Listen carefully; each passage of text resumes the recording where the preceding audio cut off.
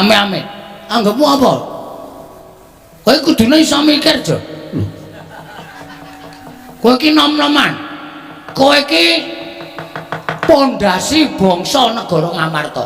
Aja gampang kena pelapurane wong sing kurang tanggung jawab. Aja gampang kena wadule wong sing ora seneng karo Bagong, ora seneng karo Petruk. Terus apa-apa tak tandangi, apa-apa waton nyendikani jawing wong tuwa. Wong tuwa iki selawase rong karuan bener, Jo. Kuwi wakku Mandura. Wis ora urusan arep wakmu, arep abon, arep tengkleng terserah. Nek kowe terlalu banget percaya karo Prabu Baladewa ki ora apik. Baladewa ki ya rong karuan bener. Nyatane Siwa Mandura ngendika kaya ngono. Lelakone sing sejatine ora kaya ngono. Yen ngono palangi karepku ngono nyekel Petruk. Nek pancen aku dadi palang karep apa? Ora minggat suara aku. Sembur meloso awakmu. Sik. Pameran kowe arepan. Apa sing iso nyembur sak donya ki mengko kowe? Kowe pamer, kowe putu ula, ya. Kowe putu mbahmu dewane ula. Ora masalah. Semar ki ya dewa. Semar ki Sang Hyang Ismaya. Kae kakane Bathara Guru, kae aja kok nyembur. Nyemprot kowe iso kae. Iki arta buktekne Bagong ki anak Semar. Sing pancen wis diparingi jaya kawijayan guna kasantik. Ungano dadam. Nek pancen kowe iso nyembur aja sumbar. Aku semburen. Nek aku tok sembur aku gletak. Aku ora eling. Aku ngakoni kalah. Weh, wong ki aja sok kibir, ndak kejungkir. Aja sok pamer. Mengko ndak kowe kuwi keweleh. Ngono? Nyoba ye. Ayo nyoba jajalan. Ayo. Ketiban pusaka ora gletak aja dundang Bagong. Waduh. Moh aku. Arep aku rampuh ning jijiki. Iki tak lek meneh aja. Eman-eman mergane. Mek syarate kudu ngene iki. Ayo tibano. Iki mergane mati ora. Waduh mati aku. Wah!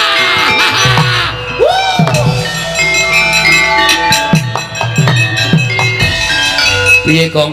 Waduh. Sabar.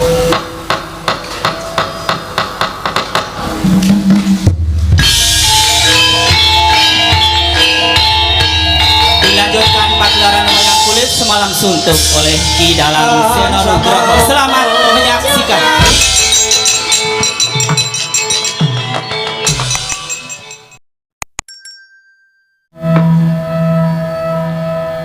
Nyuwun agung muga ngayomana marang Praja Ngamarta saisinipun. Nun mangke Koko Prabu dereng sawetawis dangu rawuh paduka Kanjeng Koko Prabu jimat sesemban kula. Koko Prabu pengayoman kula ing Ndrawati. Rayi para Ngamarta ngaturaken pasegan panakrami kunjuk sandhap pada paduka Kanjeng Koko Prabu. Jimat sesemban kula Koko Prabu pengayoman kula ing Ndrawati. Koko Prabu Sri Bathara Kresna. Ya jagat mangistung para wayah putra jagat nuninggih Yayi. Sakalangkung bombong raos sing manahipun ing Raka Indrawati. Dupi kula tampi timbalanipun paduka Yayi kadang kula ing Ngamarta. Asung paseganipun Yayi Prabu sampun kula tampi akarya bombong bilawaning manah mboten langkung. Keparenga kula ngaturaken puja pangastawanipun ingkang Raka kunjuk ngersa paduka Yayi Prabu kadang kula.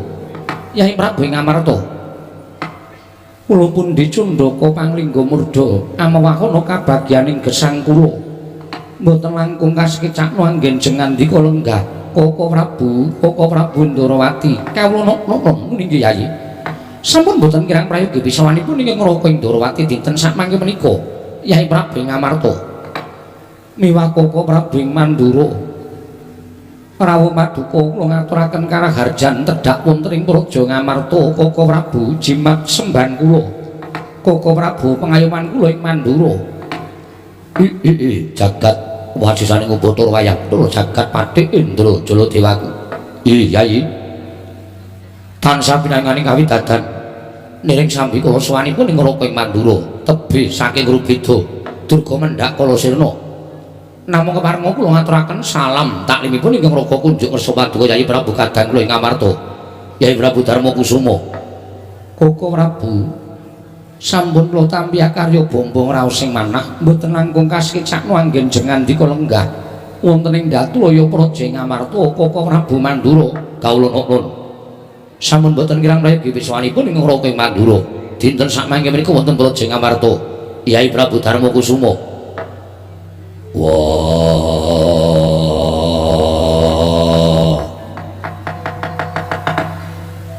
Kresna kakangku aku ngaturake sembahku katura Kresna kakangku. Werkudara iya aku ngaturake sembahku katura Dimas kadangipun Kakang Yayi Werkudara Kresna kakangku piye yen piranganing para raja para nerpati ingkang padha rawuh titik lenggan sakmangke mudune para nayaka Punggawa munggahing Yayi Prabu Darma Kusuma ngaturake sembah kelawan pun Kakang tak tampa kanthi lega-legawaning ati. Nanging ento Dimas Werkudara ingkang ngaturake sembah kelawan pun Kakang nuwun sewu Yayi paripaksa sembah ing siadi ora ndak tampa aja lara atimu lan aja gelo rasamu. Sebabe apa yen pancen aku darbe keluputan-keluputanku apa yen pancen aku darbe salahku apa paringa dawuh upama aku kudu nampa pidana bakal tak lakoni kanthi lega-legawaning ati ning tuduhna salahku nggo napa luputku nggo ngendi. Werkudara aja kaduk ati kajron menampa yektine sira Dimas ora luput tumrapun Kakang nanging ngerti yo wong sak jagat iki padha pirsa yen Siadi iku ora nate nyembah marang sapa wae Siadi ora nate basa lawan sapa wae malah jagat iku wis dadi paseksen ora ana ingkang mbok sembah kejaba Sang Ruci Bathara ya Sang Ruci Dewa. Yen nganti Siadi dina iki ngaturake sembah kalawan pun Kakang rak jenenge aneh-aneh to Dimas mengko gek-gek sawise pun Kakang nampa sembah ing Siadi ana bab ingkang ora prayoga ing tumanduk marang pun Kakang mula tinimbanganipun Kakang nampa sembahmu mengko gek ana apa-apa sing tak sandhang paripaksa pun Kakang ora nampa sembah ing Siadi nanging genepi jejering wong tuwa kelawan taruna pangestuning pun Kakang wae tampanana ora sudi. Lho ora sudi piye sing jeneng wong tuwa ora nampa sembah taruna wong tuwa ora nampa sembah anak utawa sing luwih enom mangestanana karo bocah nom ora bakal dayani. Mula yen to kowe ora nampa sembah Werkudara kowe ora usah mangestani karo Werkudara. Oh ngono ya pancen adile kudu ngono. Ya to yen pancen kaya mangkono ora ketang sesak rasaku lan tida-tida menipun Kakang bakal nampa sembah ing Siadi.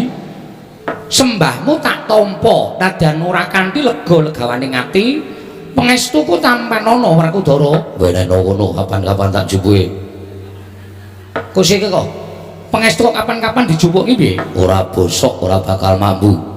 Mula perkara tak jupuk ya apik ora ya ora apa-apa. Wis iki mung yen dereng wae kingan dadi grojokan geguyon dadi tangisan. Kresna kula wonten dawuh kok Prabu. Mesti lho dadak mbok perceka. Werkudara ngaturake sembah kanthi lahir batin mesti dadak mbok ubeng-ubengke nganggo rembugmu. Mula tampanen ora usah dadak nganggo werna-werna. Mengko ndamel ora prayoga kedadeane. Werkudara, nggih. Piranganing Pandhawa ingkang banget nabet ana ing penggalingipun Kakang mung sing Dimas Werkudara. Ya. Mulai ento nganti ora gojek karo Siadi, rasane kok kaya godhang Werkudara. Sembahe Werkudara tak tampa kanthi lega-legawaning ati pangestuku tampanana. Wah, ndak gegem dadekake jimat. Prayogakno gur melenggah. Iya, Werkudara kaya wis ora kepenak pratanipun Kakang Praja Ngamarta. Bule kakangku. Aku ngaturake sembahku katur bule kakangku. Wah, bule kakangku. Aku ngaturake sembahku katura. Bule kakangku. Koko Prabu. Werkudara ngaturaken sembah wungsul wangsul kok mboten dipun wangsuli pancen tak jarak. Lho. Dipun jarak kados pundi? Lho, Siadi ngerti dhewe. Yen to asmaning Nata Mandura kuwi pirang-pirang Baladewa, Waning Pinto, Wasi Jaladara, Anampa Krasana, Karsana, Balarama, kuwi jenengku kabeh. Nek bule kuwi sirikaning pun Kakang. Lah kok disebut sanggon-gon iki karepe piye? Monggo dipirsani piye akeh semene. Werkudara ngaturke sembah nganggo Baladewa ya ora ya kena, kok nganggo bule. Oh, lah Werkudara. Nggih. Mbok yo aja nyebut bule to Dimas. Ngerti to yen bule kuwi sirikaning Koko Prabu. Asmaning Koko Prabu ki pirang-pirang, Balarama, Baladewa, Waning Pinta, Wasi, Jaladara, Anangka Krasana kuwi asmaning Koko Prabu kabeh. Ning aja mbok sebut nganggo bule. Merga bule kuwi sirikaning Koko Prabu Mandura. Yen siadi nyebut bule ki tegese siadi ngino marang Koko Prabu, aja pisan-pisan nyebut bule sabab bule kuwi njaluk tulung balena ping 1000 kas. Werkudara meneng kok kowe bule. Baladewa kakangku, Werkudara piye? Yen pancen kowe ora gelem wujud bule, kowe aja nesu karo aku. Ning kowe nesu karo sing gawe urip. Merga sing wenehi wujud bule kowe kuwi sing gawe urip. Yen kowe ora trima wujudmu bule, tegese kowe ora nampa uripmu. Monggo wong urip nang alam padang kuwi uripe ora utang, ora njaluk, ora ngemis. Mung satrema urip diparingi karo sing gawe jagat. Mung mula bungah susah bejo cilaka, sugih miskin. Apa wae sing diparingke karo sing gawe urip tampanen kanthi ikhlas. Kanthi mengkono kowe tumanja nggone nglakoni urip nang alam padang. Nampa karo kahananing uripmu sing wis diparingke karo sing gawe jagat. Yen kowe ora nampa karo uripmu, tegese kowe ora nampa karo kahananmu. Wah, sajeke urip kowe dadi wong ora bakal keterima uripmu. Wis malah mejang sing ora-ora. Tuwa pun Kakang timbane Siadi Werkudara. Nggih. Ndak tampa pangestunipun Kakang Tampanana. Ndak gegem dadake jimat prayogakno bodhe lenggah. Yo, kaya wis ora kurang kepenak Werkudara. Koko Prabu. Nadyan kula ngaturaken sembah pangabekti Koko Prabu kekalih. Arjuna ndak tampa pangestunipun Kakang Tampanana. Yo, Janaka ndak tampa. Ora liwat pangestunipun Kakang Tampanana. Kula pendinggo jimat paripin dayana ing kasantosan. Koko Prabu sembah bekti kula kunjuk. Koko Prabu sembah bekti kula kunjuk. Kembar ndak tampa pangestunipun Kakang Tampanana. Yo kembar ndak tampa pangestunipun Kakang Tampanana. Kula pendinggo jimat paripin dayana ing kasantosan. Ya kula pendinggo jimat paripin dayana ing kasantosan Koko Prabu. Koko Prabu saestu adamel gugup gagap guragapan raosing manah.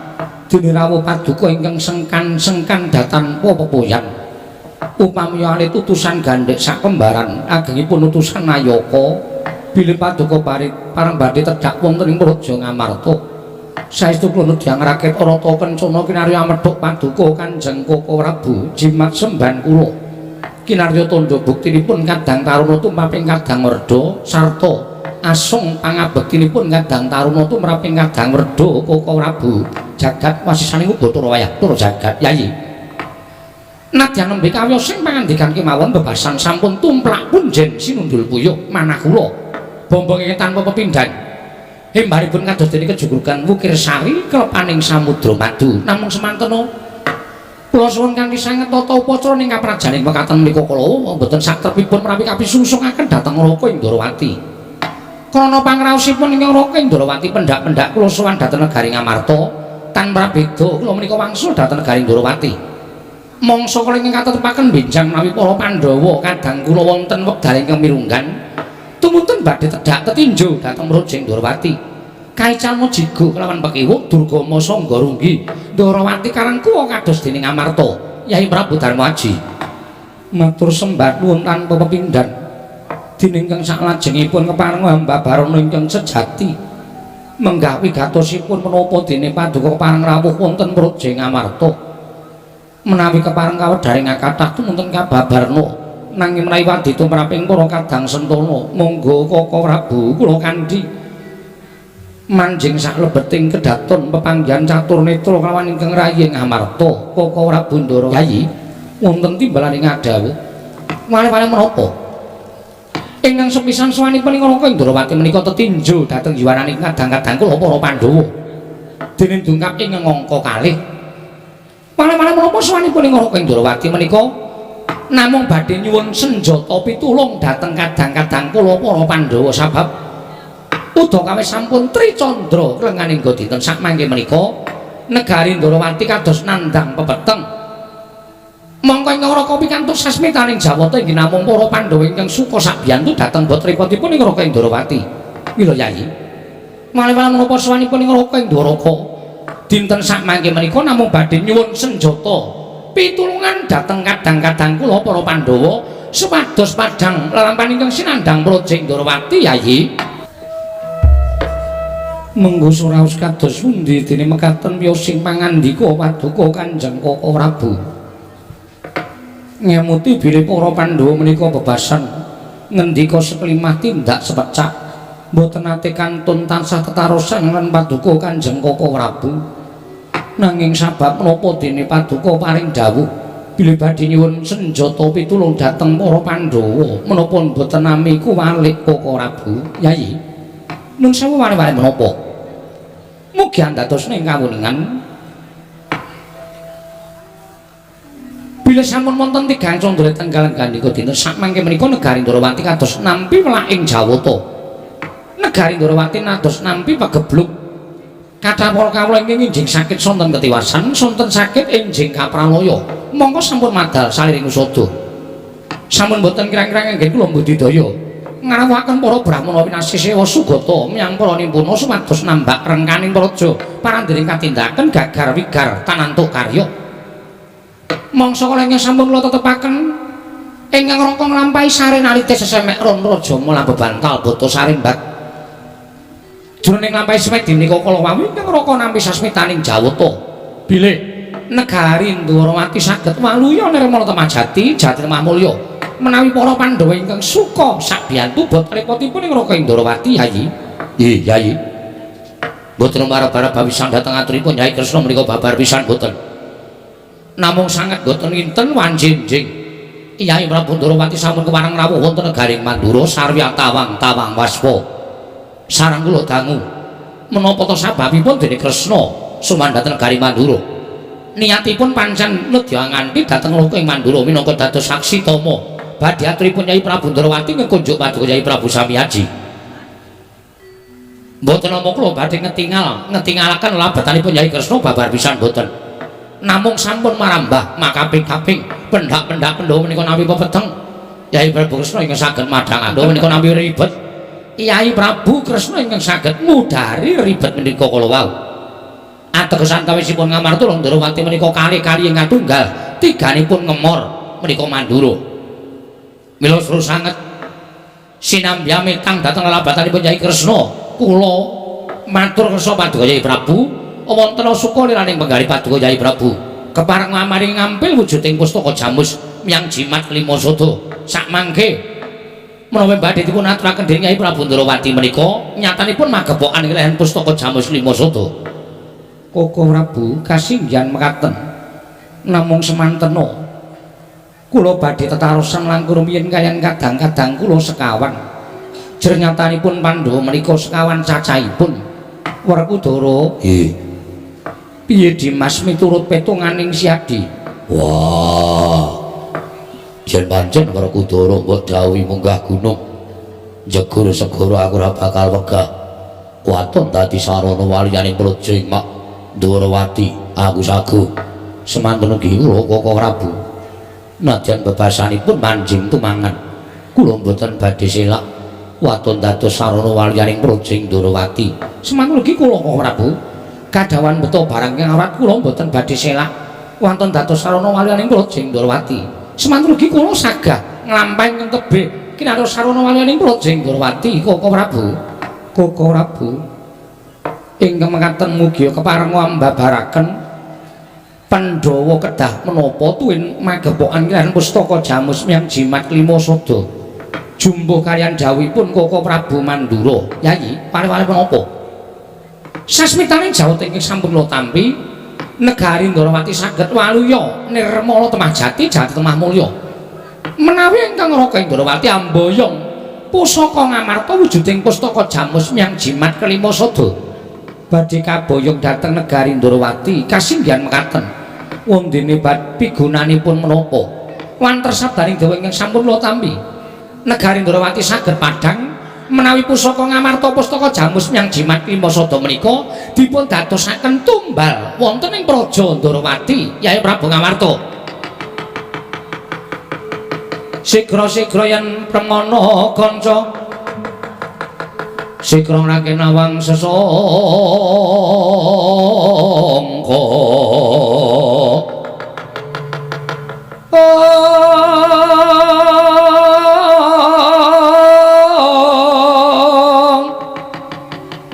Narendra Pakmarwa sing sang Katri kumulung mangrempak ing wadya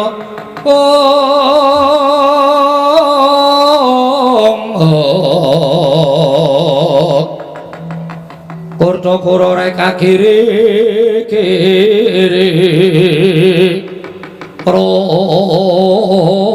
nanggono magawe gelar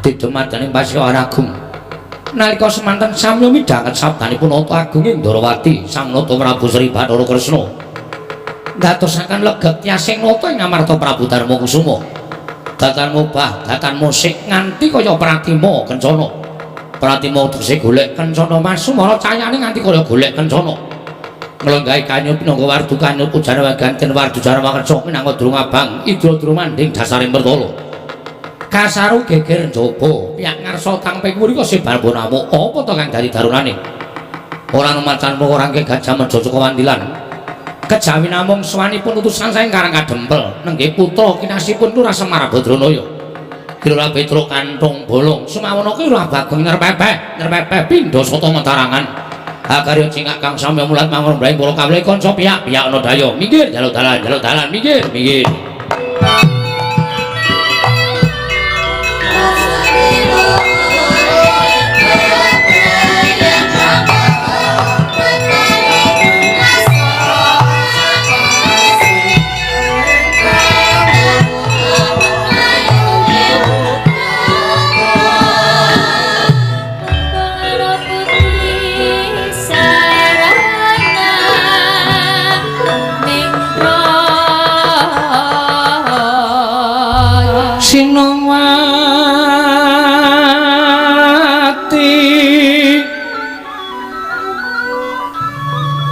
Sinongwati jagat kinari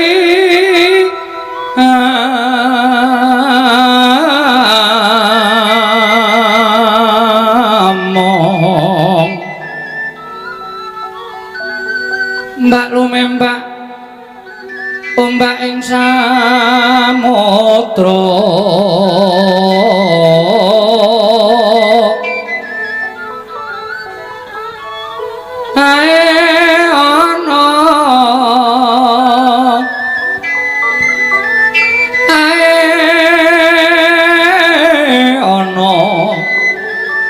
bale lumah ambreganggeng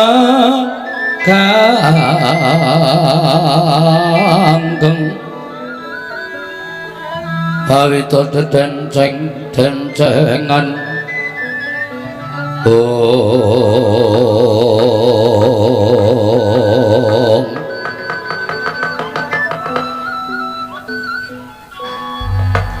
Koko Prabu ing ngantos paripurna anggen kula nampi sabda pangandika paduka menika kadidene wonten sowanipun Panakawan Petruk ingkang abyantura ngersa paduka tuwin ingkang rayi Koko Prabu jagat pasaning Bathara Wayakura jagat kula ugi kaget Yayi dene Petruk sowan mongko tanpa tinimbalan nanging Petruk menika panakawanipun para Pandhawa Petruk menika panakawan Ngamarta mila awon selpat leres tumeka timbalana menapa wigatosipun sowanipun Petruk wonten Praja Ngamarta Koko Prabu lenggah ingkang langkung prayogi kula diandangu dhateng sowanipun Panakawan Petruk Yai Prabu kula semanggaken Petruk Kanthong Bolong sawise asu ingkang dadi napas sasat ingkang dadi riwe padha rarja sapraptanira Panakawan Petruk Kanthong Bolong Nunamit pasang Kalimantabe tinebena ing ladone dumawahing tawang tuwang sinuwun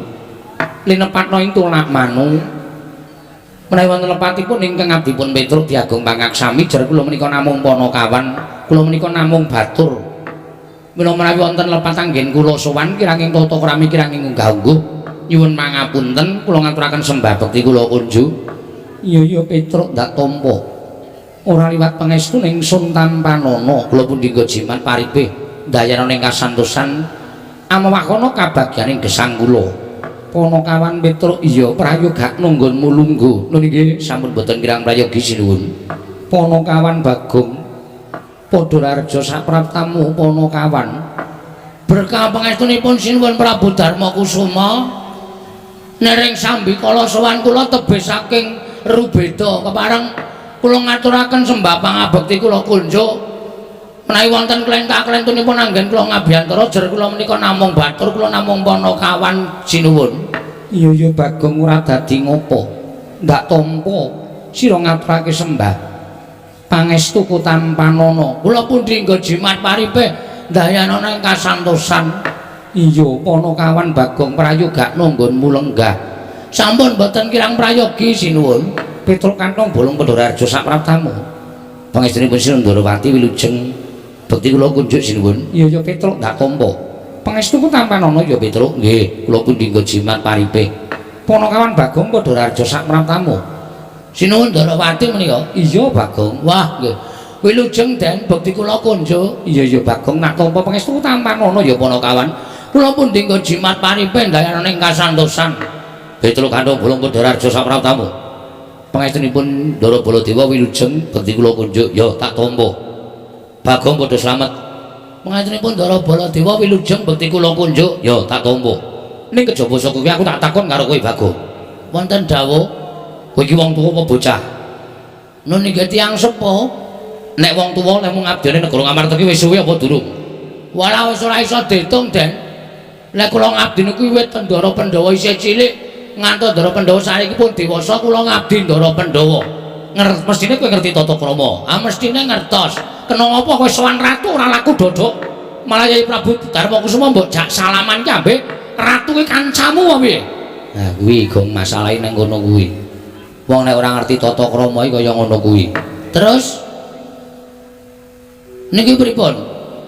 Nek pun kebacut kula jak salaman pripun? Kudune kowe ngerti tata krama.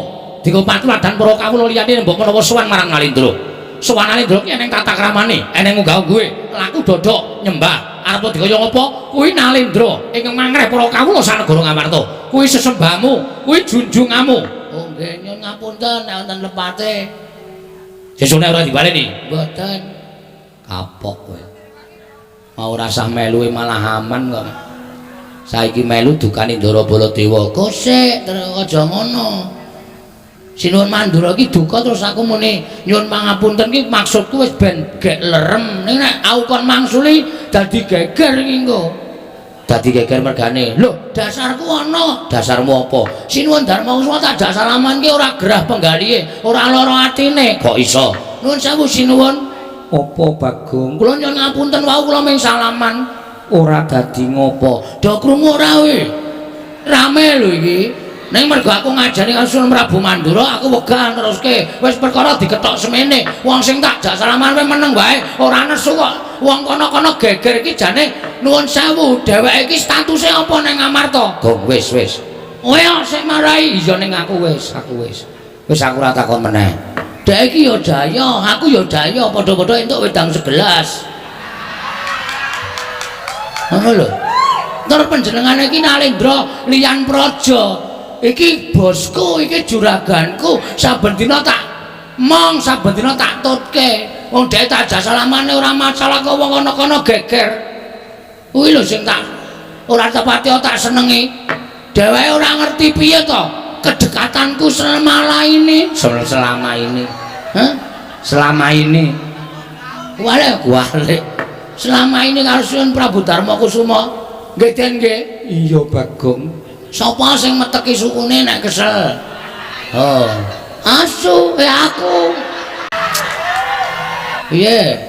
Awang ora ngerti dumeh aku salaman kok ora. Iki lho, ratu sing ora tau kepengin disembahi kaya ngene iki. Mergo dhek sadar Sang Prabu Darma Kusuma. Sang Prabu kuwi artinya pelayan. Dadi dhek sadar dadi ratu kuwi ora dadi sesembahan, ning nglayani karo masyarakat. Ngono kuwi sing apik.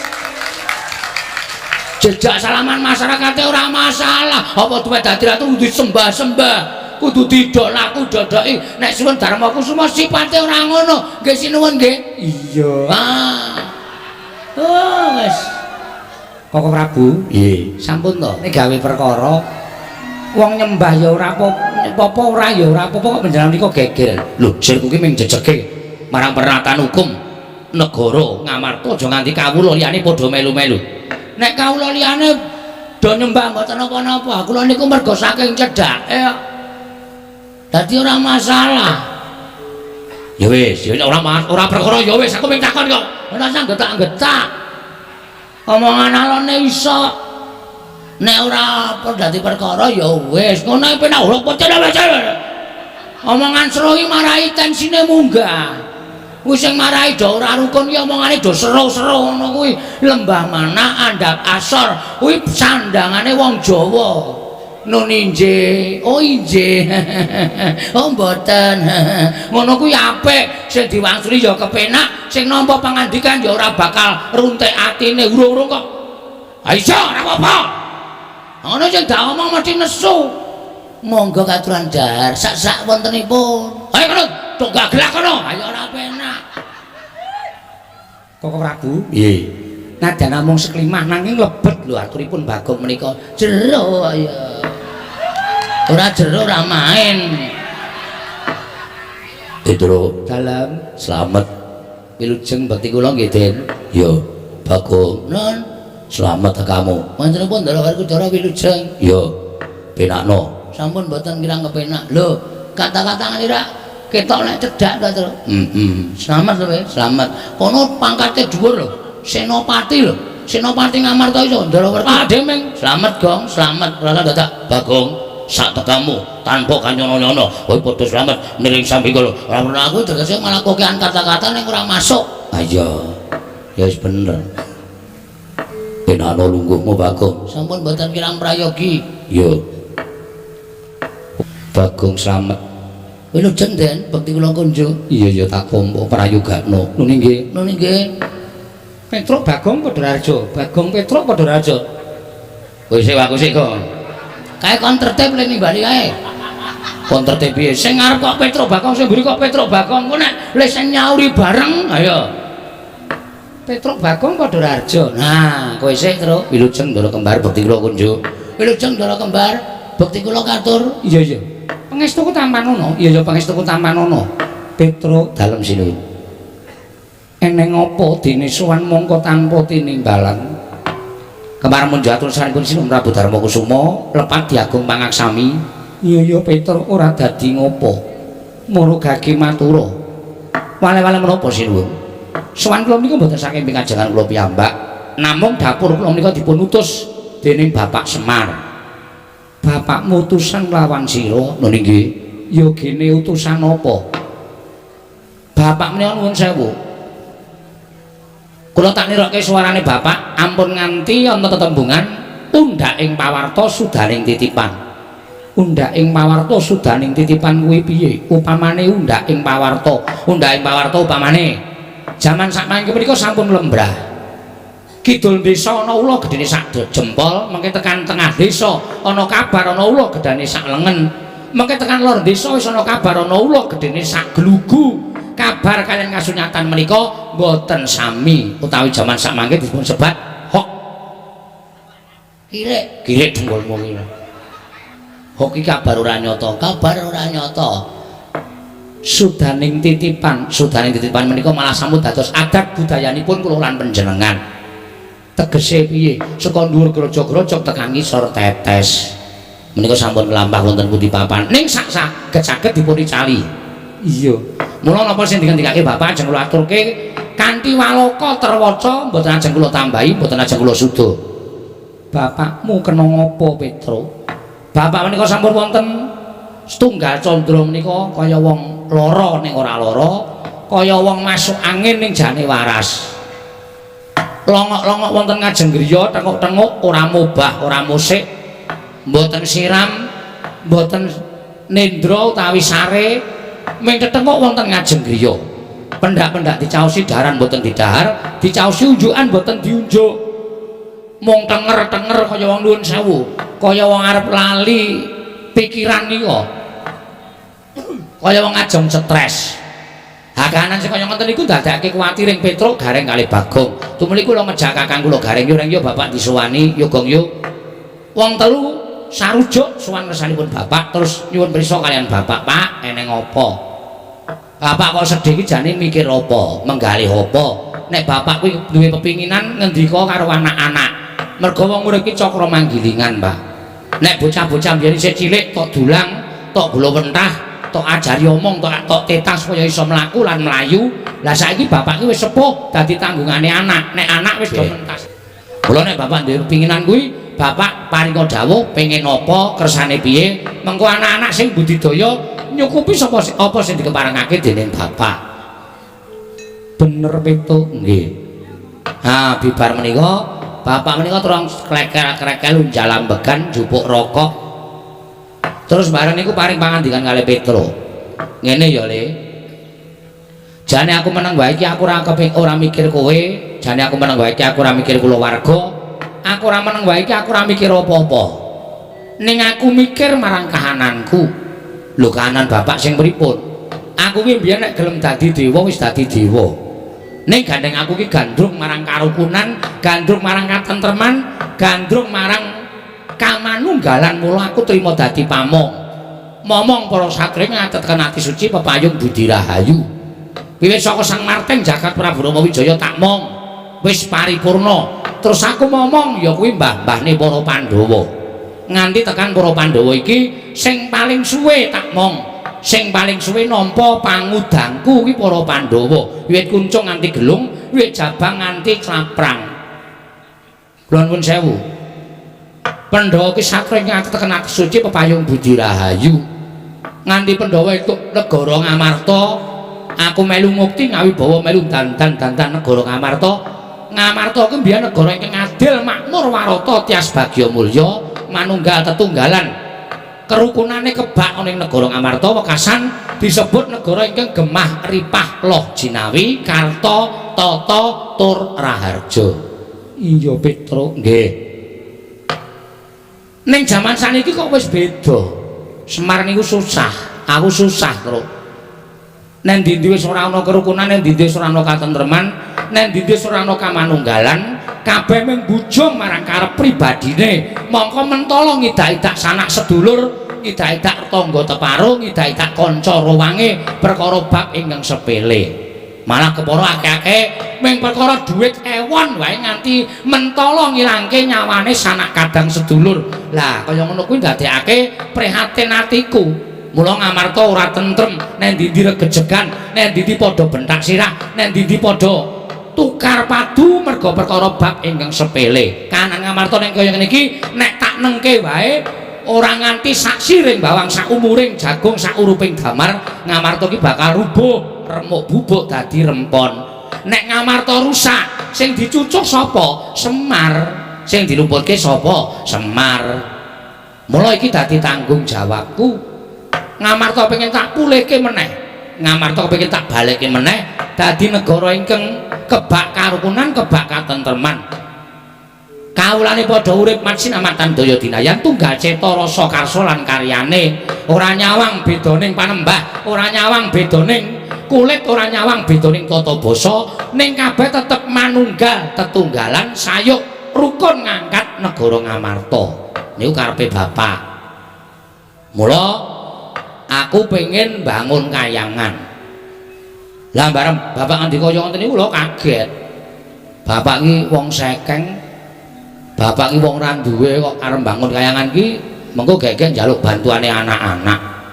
Monggo uripe anak-anak ya ora urung pernah kok dijaluki bantuan bapak iki mak rekoso to maren. Ning sadurunge kula matur bapak wis ngendika, kowe aja kaget. Aku bangun kayangan iki ora kok papan sing magrong-magrong. Dumadi saka jamrut hergene mutiara mas kencana ora. Ning aku bangun kayangan iki pengen bangun papan sing uripe para penung titah mau embane kaya ning kayangan. Kayangan iki kebak ing karukunan, kayangan iki kebak ing kamanunggalan, kayangan iki kebak tresna asih marang sak pepadane, kayangan iki ora ana rasa diya dinea, ora ana rasa memungsuhan, anane mung tetunggalan nyawiji. Tunggal tekad, tunggal sedya lan tunggal karsa. Menika gesang wonten ing kayangan. Lah aku pengen mujudake negara Ngamarta iki kawulane uripe kaya ngono kuwi, embane ana ing kayangan. Kula terus mathuk, Gareng ya cocok, Bagong ya gathuk. Lah terus pripun, Pak? Nek pancen pun niat kaya ngoten, syarate pripun, sranane pripun? Kowe tak kongkon. Aturana Pandhawa lenggah ning negara Ngamarta anu Karangkadempel. Aturana Pandhawa rawuh ning Karangkadempel, sinambi mundi pustaka Jamus miyang jimat Klima Sada. Kok Pandhawa dadak rawuh teng Karangkadempel wigatose napa, Pak? Truk. Ora butuh dibiyuki Barana Picik. Kawula ki ora butuh dibiyuki apa-apa, diwenehi derajat pangkat. Ning kawula ki butuh dicaketi rasane, butuh dikaruhke atine karo para pengarepe. Nek Pandhawa ki tansah cedhak karo para kawulane, ora mapan ana ing kutha Gala Karang Pradesan, nadyan ana ing Paredèn, ana ing pagunungan, dicedhaki rasane, ditanting atine, karepmu piye, sirmu ngopo, ayo to, tak tampa apa kampang gresahmu para kawula, niku kawula bakal percaya karo pengarepe. Nek pengarepe kaya ngoten niku kawula bakal sengkut gumregut bangun praja, bangun negara, mujudake negara ingkang adil, makmur, warata, tias bagya mulya. Ngoten. Mila sowan kula sinipun Prabu Darma Kusuma menika ujuping manah kula namung ngestu padha dawuhing Bapak Semar keparenga sinuwun Prabu sak kadang kadehan kula dherekaken rawuh wonten ing Karangkadempel sinambi mundi pustaka Jamus Klima Sada ngerancakaken wangunanipun Kyai Semar Badranaya anggenipun kepengin bangun kayangan wonten negari Ngamarta menika supados mujudaken kawula ingkang adil, makmur, warata, tias bagya mulya, ayem tentrem, boten wonten menapa-menapa. Cekap semanten atur kula kunduraken dhateng Pranatacara matur sembah niku. Pranatacarane sapa itu? Ah ora ono, aku ya ming mbangane keturahan omong aku ning pikiran ki turahe wis ngono kuwi. Petro dalem apa ingkang dadi panene bapakmu kuwi luhur. Nggih, kula dhewe ya kula niku purun diutus teng Ngamarta mergo kula pikir gayane bapak niku apik kok. Iya pancen bener Panakawan, nggih. Ning gandeng Pandhawa kuwi 5 cacahe, nggih. Aku tak taren karo Werkudara Janaka lawan kembar dhisik. Oh, menika langkung prayogi. Mergi menapa-menapa niku dadipun rembag. Apa-apa menika dadipun rembag. Sampun ngantos mutusaken sawenehing bab menika namung panjenengan tok, mengke ndak mboten prayogi kedadosanipun. Panakawan iya. Werkudara, nggih. Piye Dimas, sira wis midhanget aturi Petruk? Miturut Dimas Werkudara piye? Wah, Petruk. Nun. Gegayuhane bapakmu wibak apik lan becik lan luhur. Mula kandha karo bapakmu. Yen pancen butuhake pabiya, aja saka bapakmu. Ning bapakmu ndak aturi supaya nawu bondo Jodipati ora bakal wegah lan ora bakal aku mingguh. Aku ikhlas lahir batin matur sembah nuwun Petruk. Apa yang dikarepake bapakmu matur marang Janaka mesti tak wujudi Petruk. Wonten kasembatan gegayuhane bapakmu matur sembah nuwun Petruk. Apa yang didhawuhake bapakmu aku sago. Petruk apa yang dikendikake bapakmu aku bakal tumandang karya. Aku sago Petruk. Ah, matur sembah nuwun. Ki lho Gong kaya ngene iki lho. Wong nek pakartine apik tumindake becik, baresane ya mesti apik. Berarti sinuwun ndara-ndara Pandhawa ki ora lali karo labuhane bapak ya, Tru. Ora. Nyatane apa sing dikersake bapak, ndara-ndara Pandhawa langsung nyaguhi kaya ngene ra. Tentrem to. Awak dhewe dikongkon ya ora kangelan, awak dhewe tekan kene ya ora kersa. Ngerti-ngerti kondur bareng karo para Pandhawa. Petruk dalem nanging ewuh kaya pangrasaku. Lho sebabe sira ngerti dhewe Koko Prabu Ndarawati rawuh, nggih. Iki uga bakal nyuwun ngampil pustaka Jamus Klima Sada. Lho. Nun sewu. Sira Ndarawati rawuh niku ajeng nyuwun ngampil pustaka Jamus Klima Sada. Iya, Petruk. Nun sewu kagem napa? Ndarawati ketaman pegebluk. Bisane Walya Nirmala Jati Jantemah Mulya yen to tinumbalan pustaka Jamus miyang jimat Klima Sada. Mula rawuhing Koko Prabu iki nyuwun ngampil pustaka Jamus Klima Sada kinarya tumbal wadaling negara Petruk. Nun sewu lho, Dek, nun sewu. Pustaka Jamus Klima Sada menika panggesanganipun para Pandhawa. Pustaka Jamus Klima Sada menika panggesanganipun para kawula sak negari Ngamarta. Menawi panjenengan Sinuwun Prabu Darma Kusuma menika koncatan pustaka Jamus Klima Sada menika nuwun sewu. Menika badhe apes kegiatanipun. Wong sing ora seneng karo Sinuwun Prabu Darma Kusuma, wong sing ora seneng karo para Pandhawa, menika damel cintrakanipun Pandhawa damel pejahing para Pandhawa bebasanipun angel mijet wae ngranti suwe banyu sinaring. Kula nuwun sewu. Saniki pustaka Jamus Lima Sada menika namung kinarya tumbal. Sing jeneng dienggo tumbal menika nuwun sewu apik-apike ming dipendhem niku ateges pusaka ora bali meneh marang Praja Ngamarta. Ateges Pandhawa kecalan pusaka pustaka Jamus Lima Sada. Menika dipun penggalih. Ning nek panjenengan maringaken dhateng Petruk, kula wis matur. Pustaka Jamus Lima Sada mboten pisah kan para Pandhawa amargi ndara-ndara kula Pandhawa diaturi rawuh teng Karang Kadempel, tegese pusaka aman. Terus sedaya menika gumantung dhateng panjenengan. Wong ingkang dados nalindra menika Sinten Prabu Darma Kusuma, panjenengan dados nalindra nggih kula sumanggaaken anggenipun badhe paring purba wasisa. Paring Kisru Ndarawati kula ya kudu nampa upama panjenengan milih dipun beto dening Petruk sareng kaliyan para Pandhawa, Sinten Ndarawati kudune nampa. Menika sepisan. Iya Petruk. Kula nuwun sewu. Kok kula kaya ora percaya ya nek Ndarawati ketamen pegebluk. Petruk nyatane mengkono. Mangke riyen. Mergo saking perkara niku kudu dionceki, digelar lan digulung, diteliti aja nganti buntung tembe mburine. Lire piye dene sira matur kaya mengkono? Dasar kula wonten. Dasarmu apa Petruk? Nuwun sewu. Ngendikaning para pinter, ngendikaning para sepuh, ngendikaning para ulah agama sing jeneng pegebluk tumama wonten sadengah papan menika ateges menika Gusti ingkang peparing mergi papan menika sampun boten saged dipun dandosi ya papane ya menungsane ora gelem manembah, menungsane ora gelem tumindak apik, menungsane tansah tumindak ala, menungsane tansah tumindak angkara. Mila papan menika tumuli dipun paringi pegebluk dening sing gawe jagat. Merga menika mujudaken hukumane sing gawe urip tumrap papan menika. Nika naminipun pagebluk. Iya Petruk. Lah saniki nuwun sewu. Sing marahi kula ora percaya, sing marahi kula tida-tida. Negara liyane ora ketaman pegebluk kok negara Ndarawati ketaman pegebluk. Pegebluk ora bakal pilih papan. Leras. Nek sing dadi ratu niku Ratu Lumrah. Ning nuwun sewu sing dadi ratu menika Nalendra sing ketitisan dewa. Mongko dirising Sang Hyang Bathara Wisnu. Wisnu niku sapa? Wisnu niku anake Bathara Guru. Negara sing ketunggal Bathara Wisnu ketaman pegebluk niku kula nuwun sewu. Niku ora aneh to. Aneh.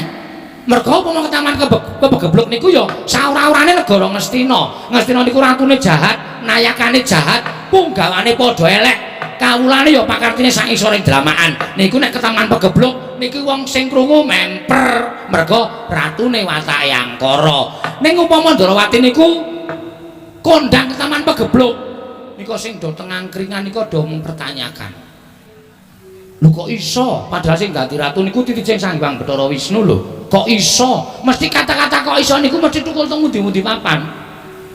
Mokal. Lah kok iso karo mokal niku bakal tekan pundi-pundi. Ngoten. Mula kula nuwun sewu. Perkawis menika dadipun petang kanthi ngelangkung prayogi. Mangke pendak boten sae kedadosanipun. Ingkang salajengipun kula nuwun sewu. Titising dewa dadi ratu ketaman pegebluk angka kalih. Nuwun sewu lho. Sinuwun. Sakmenika kedung jero iso dijajaki ning atine menungsa sapa sing ngerti. Lha nuwun sewu lho. Ketoke runtang-runtung saben dina ning mentala nyilakake. Ketoke gulang-gulung saben dina ning mentala nyuduk saka mburi. Mula kudu prayitna sing ati-ati. Kudu prayitna sing ati-ati. Nuwun sewu. Arep Sinten Ndarawati menika pendak dinten kumpul kan para Pandhawa ning kula nyuwun pangapunten sing jeneng menungsa menika kedunungan ina lali salah apes lan mati. Saapik-apike menungsa ana eleke, saelek-eleke menungsa eneng apike. Mula nek jroning sampeyan diapiki prayitna bab eleke sinuwun.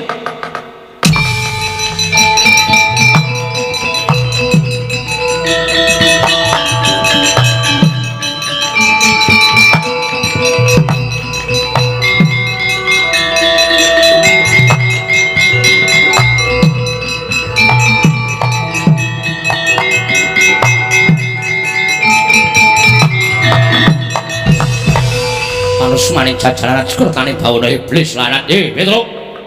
Petruk anu bala. Wonten dawuh sinuwun. Kowe mau muni piye? Kowe mau muni piye? Ing atase kowe menungsa, ing atase kowe iki kawula, ing atase kowe iki batur. Lek kok drangap-drangap pun sampun kersane Kyai Prabu Darma Kusuma. Malah aku ngerti cetha nggonmu matur marang Sang Hyang Prabu Darmakusuma kowe ngias karo Ratu Ndrawati kowe ngias karo Hyang Prabu Ndrawati Gong ana sing nesu e ha piye wani ra kowe ayo iki ratu aku ming kawula ora masalah derajat lo pangkat ro ming gemantung wani apa ora nek cara aku ngono kowe kok mikir masalah derajat pangkat to derajat pangkat ki ming sanjangan to kowe karo Sinuwun Baladewa ki di mata Tuhan itu sama ora ana bedane dadi nek kowe wani dasarmu bener kualat ya kualat ki panganan apa wong jeneng ngono dadak kualat nek ana kualate sanggane rasa wedi ayo waneni ya yo mau unek-unekke aku wis sore mau aku dunake wong ora tata krama dunake wong ora ngerti unggah-ungguh yo krek dimaksudi ya nek nesu tenan tandangane wani apa kowe mbok menawa jengkulmu mbok menawa ora aku gak angger kowe wani aku angger wani aku ora wani aku melu-melu wonge oh iya guys maksudi to ya nun sewu sinuwun panjenengan kok duka-duka kali kula mesine aku nesu karo kowe kowe ora ngerti tata krama kowe ora ngerti unggah-ungguh kowe ora ngira karo derajatmu kowe mengkere ketibal kowe suwane negara Ngamarta kowe butuh pustaka jamu jimat ki poso ora sangelek karo Nyai Prabu Ndrawati padha-padha butuhke sing diwenang Nyai Prabu Darmakusuma arep diparingke Sinuwun Prabu Ndrawati yo apik diwenehke kowe yo apik lah nggih niku adile teng niku terus kula tak takon sampean kok muring-muring kuwi sampean muring-muring perkara apa hah muring-muring perkara apa muring-muring perkara apa bol lho bol sapa Baladewa kowe hah wangsulan kowe wong muring-muring ki kena nesu ora masalah ning ana masalahe ora waton ngegas akene iku lino getahi wong emang digetahi ya Tru ora wedi kula tak takon sampean muring-muring perkara apa aku tak takon karo kowe Nyai Prabu Ndrawati sapa lho Nyai Prabu Sinuwun Prabu Ndrawati ya Sinuwun Prabu Kresna lah iya kuwi apa lho titah wong kersane pripun goblok karo aku iki apaku lah iki gong kuwi sontekke wae kuwi ketok arep edan kuwi Tru kok arep edan ya karo adine dhewe kok ndak takon wong liya wis nek ora eling ora kelakon to ya digoneng das maskes ki apa kuwi lho sing nggon mriksa kuwi lho puskesmas pusmeyong niki rayi panjenengan lah kene ngerti lah nggih ngertos lah kok wani ngomongane Nyai Prabu Ndrawati lek kula ngomong teng pundi kowe nggunakake Nyai Prabu Ndrawati ki panjalmane mungsuh omongan kaya ngeten iku ukarane teng pundi kula tak takon ora ana ukarane kula ngarani Sinuwun Prabu Ndrawati menika panjalmane mungsuh kowe matur nggih iya nek iki Nyai Prabu Ndrawati tenan nek panjalmane mungsuh kedung iso dijajaki atine menungso sapa sing ngerti kuwi tegese kowe ngunekke ento Nyai Prabu Ndrawati ki panjalmane mungsuh ning mbok ubeng-ubengke ukaramu ya apa ora aku tanggap aku ngerti nuwun sewu kula mboten ndek niat kaya ngoten niku ning kula mengelekke Sinuwun Prabu Darmakusuma kudu eling kudu awas sampun ngantos Sinuwun Prabu Darmakusuma menika nuwun sewu kejeglong dhateng kelampahan ingkang tumrap panjenenganipun menika mujudaken satunggiling pitulungan ning janjane malah ngrekasake awake dhewe kula nuwun sewu kula namung matur mekaten menika lah tegese kaya ngono kuwi cubriya Nyai Prabu Ndrawati perkara cubriya menika hak kula wong menungsa niku diwenangake nyubriyani karo sapa-sapa kok hak kula ngoten kula cubriya karo sampean mboten napa-napa kula cubriya kali niki mboten napa-napa sampean cubriya kali kula ora apa-apa niku hak sampean aja dibondo kamardikan ati kula ngoten lho kaya ngono kok jura entuk dume sampean ratu kok kula kawula ora entuk cubriya karo ratu entuk mawon sing ora entuke sapa mikir kowe rawatane somong kowe ya Tru kakangku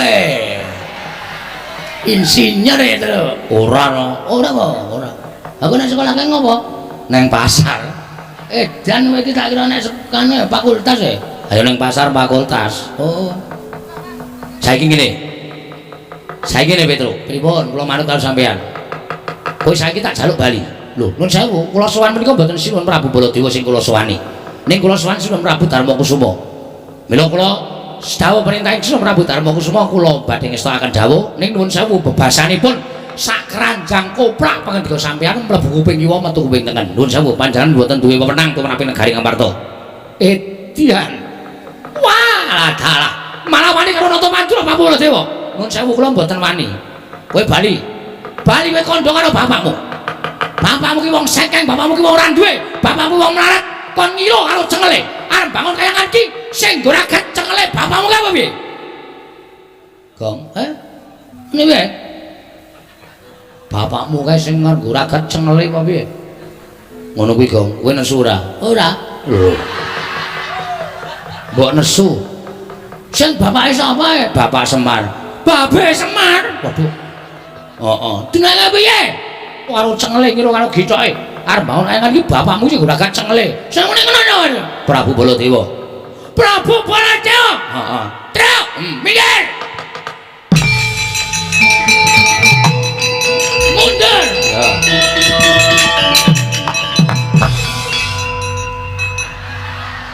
Kowe iki piye to? Hah?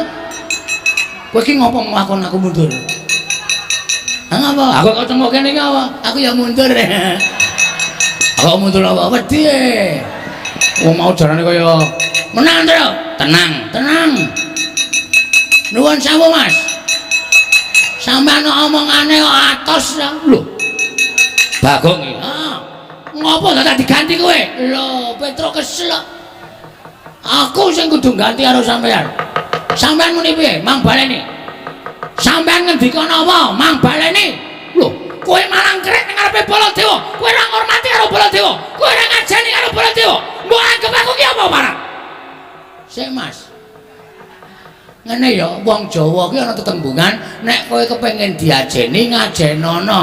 Nek kowe kepengin dibasani basanono, nek kowe kepengin ditata kramani, kowe tata krama. Ana tetembungan, nek kowe ora gelem dijiwit aja jiwit, nek ora gelem ditabok aja nabok.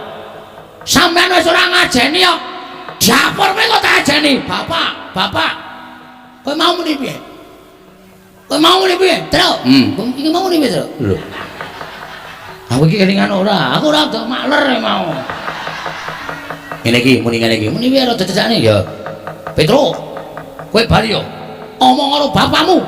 Kon ngilo karo gicoke, kon ngilo karo cengele. Bapakmu kok bangun kayangan ki. Bapakmu ki gablek apa? Sing nggo bayar cengele kaya piye? Jian. Aduh. Enggak kuat aku, Tru. Nek enggak kuat nesu kok. Aku nek ora kuat semaput e. Padune arep mundur. Anjur semaput ora. Muni ngono kuwi. Edan tenan Baladewa. Aku tak takon karo kowe. Ora basa barang. Tuwa aku mbangane kowe. Aku wis dolan-dolan ngepit, kowe iki urung lair, Bol.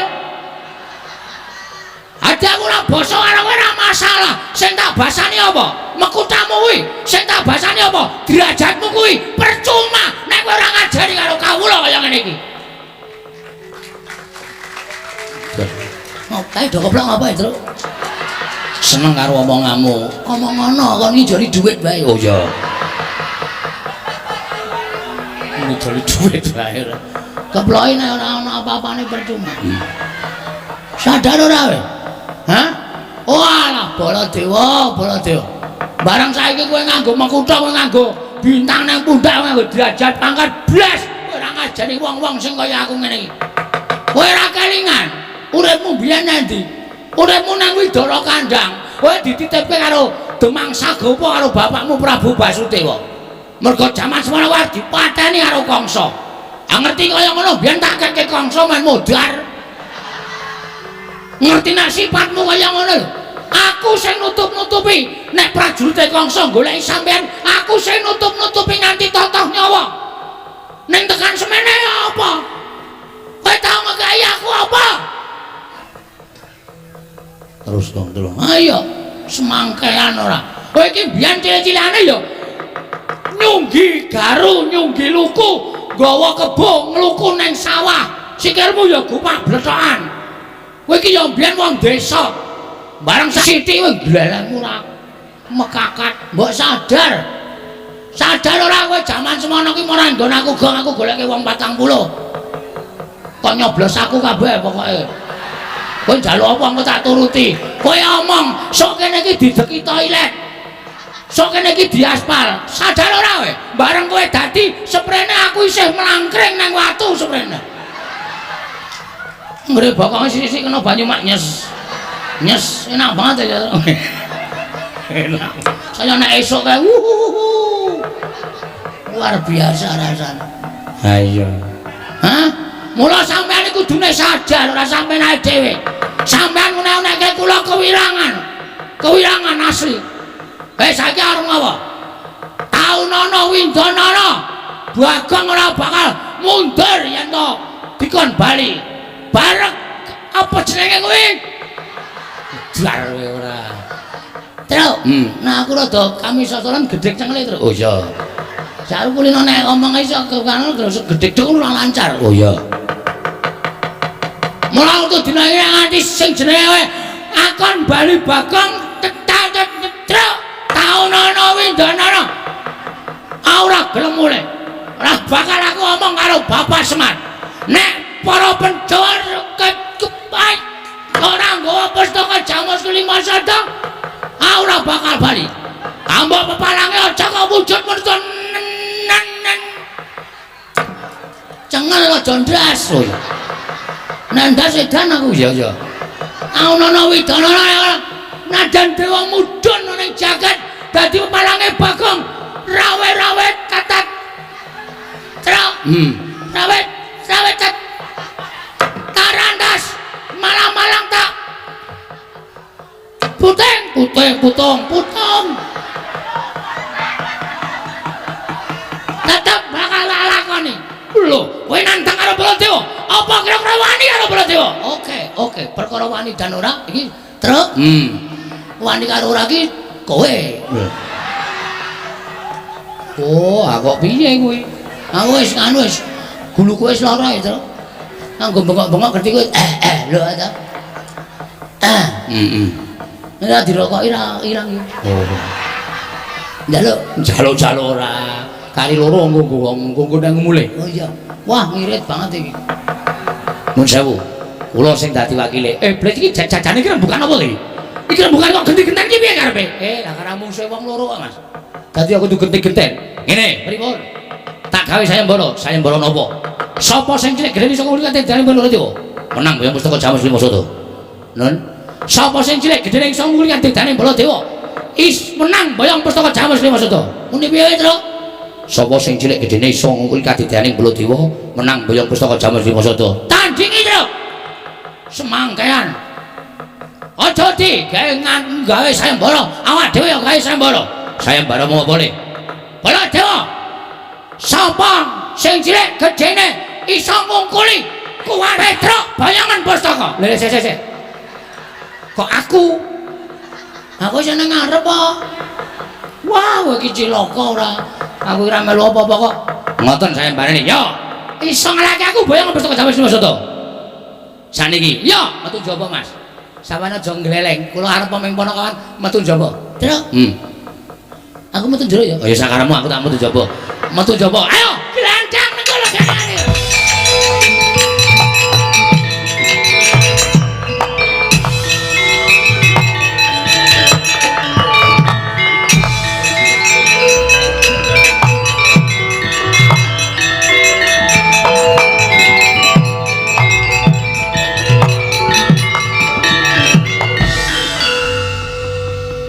Petruk wis metu karo Koko Prabu Mandura lah kok Bagong malah mbegogok nang kene. Lha tak takon nek kula melu metu terus kula nyambut gawe apa wis? Lho, nyambut gawe apa piye? Ah genah to. Petruk mungsuh Prabu Baladewa. Terus kula ngopo? Nonton. Mresane isen no. Dikira kula ora melu-melu tanggung jawab. Terus ngarepmu piye? Ki kira-kira semene iki sapa sing kepengin gelut karo Bagong?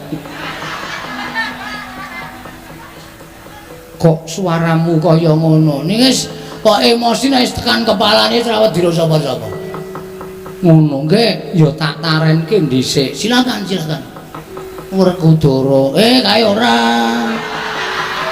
gede banget pidak mutar kula gegeden nggih Arjuna. Ora mungkin Ndara Janaka gelem kali kula kelengkengan kali kula niku bos juragan nggih Den. Iya. Aku ora mentolo. Prisa piyambak. Lah terus sapa? Ndara Kembar ya ora bakal kersa gelut kali kula. Niki lho. Sinuwun Ndarawati, mestine Petro kakang kula, Baladewa kakangne Kresna. Lho, kakang mungsuh kakang, adi mungsuh adi. Wah, geger rame. Wani tenan. Wani cah kendel. Koko Prabu, wonten dhateng Bagong. Bagong madhep rene. Wah, sampean dereng nyoba kok medhep penane madhep ukuran ngenten iki. Omong-omongan niku ora raine anane waton sero-sero. Kowe nantang aku apa piye? Ana sampean selo. Lho. Wong perang kok selo karo ora iki piye? Ambangane ora ana kegiatan. Nek pancen wani tenan ming ngene, oke. Wis nek ra tegeli ngene wis ben. Sisar geger. Petro ya mudhar saka tangane Sinuwun Prabu Baladewa, aku mati saka tangane Prabu Kresna. Dimakamke ning Taman Makam Pahlawan. Ora gleleng. Kai gendera putih. Sirna Margolayu. Ayo nek dipapane wong neter kadidene pancen kuwi arep nantang karo Sinuwun Ndarawati. Temune papane wong neter kadidayan. Wani tenan karo aku sing tak wedeni awamu. Lakon tiban senjata cakra ora mati aja duntang nata Ndarawati. Kowe iki janjine ora nganggo pusaka, Mas. Ku janjine mung gelut biasa. Ora nganggo pusaka, nganggo pusaka kula emoh, kula wegah. Menang sampeyan. Lah aku senenge nek gelut nganggo pusaka kok. Wah, surat. Jireng getih wedi mati. Wis rasa gelut. Urung sida kok wis dibatalke meneh. Aku wonge gampang batalan kok. Ngriki kira-kira sawang saka adono. Oh, mama ora sida ora sida. Iya. Lah terus karepe piye, Bagong? Nggih pun ngaten mawon kula tak nyuwun pamit nggih Sinuwun. Iya sing ati-ati. Ning panjenengan perlu menggalih. Antaraning Semar karo Sinuwun Ndarawati abot pundi? Pun ngaten mawon. Mang pikir, mang penggalih lelabuhane Bapak, mang penggalih napa sing pun ditindakake Bapak. Kali mang penggalih lelabuhane Sinuwun Ndarawati. Suwe sapa? Lho, nggih? Iya, Bagong, matur sembah nuwun. Pareng. Iya. Sing ati-ati aja kaya bocah cilik. Menawi Sinuwun kula nyuwun pamit, sing ati-ati aja kaya bocah cilik. Ndarawati Dara kula nyuwun pamit. Yo sing ati-ati. Aja kaya bocah cilik. Ndara Janaka kula nyuwun pamit. Iya ya Bagong sing ati-ati. Ndara Sedewa kula nyuwun pamit. Iya Bagong sing ati-ati Bagong. Sampun Sinuwun mangke ndamel kedelarung-delarung mboten prayogi kedadosanipun, pareng kula nyuwun pamit madal pasilan. Iya Bagong. Pareng. Iya. Nek ora nganti kaya ngenten niku wis Petro niku bola-bali wis nang di papan anggere ana daya padha daya barengi Petro mesti geger. Dewi ngenane teng pundi? Ngastina ya ngono. Ning Ngastina nggih. Jaman kapan? Jaman takon Ndara Garukaca niku lunga-lungane teng pundi? Wah, tantang-tantangan karo Durna kula ya semlang. Ning untung ya iso dicandhek karo cah nika wis waton iso waton ming gegaran kendel tok. Iya. Pun nggih? Iya, Bagong sing ati-ati. Pun Den? Iya, sing ati-ati. Lho, pamit nggih, Bos. Iya, sing ati-ati. Bareng Den, iya sing ati-ati Bagong, iya sing ati-ati. Aku balise ya 6. Nggih. Nomormu dhisik mbiyen to? Tasik. Tak hubungi kok ora tau iso. WA aku ora nyemplung WA-mu. Pun ngaten mawon kula tak medal-dawi. Iya sing ati-ati Bagong. Jan aku gumon tenan. Mau ya wis tak jawel mau niki karo Sinuwun Mandura. Ning ngeyel Petro ki anggere emosi niku angel dikendhaleni. Kula-kula ning nganti sok judeg nek dikongkon bapak karo Petro jane kula emoh. Ning gandeng bawane tresno karo Petro. Nggih to? Iya. Pun nggih, iya sing ati. Pareng iya sing ati. Kula nyuwun pamit nggih. Iya sing ati-ati. Kula nyuwun pamit Ndara. Iya sing ati-ati. Iya sing ati-ati kok. Iya Bagong sing ati-ati. Nggih, wae ati-ati. Wah, wis ngono wae ah. Ndak selak kesuwen iki. Wis jam yamene ora ge rampung-rampune jejer. Lho nika Petro malah pun gawa glugu nika. Napa mboten nyemelangi? Endi Bagong? Nika. Wah niki nek mboten ndang kula cegat. Sinuwun Mandura iso digebuki nganggo glugu ale Petro. Sing ati-ati. Parang nyuwun pamit sino. Iya Bagong sing ati-ati. Oh iya Den, iya. Oh iya, yo sing ati-ati. Ndarane pamit. Yo sing ati-ati.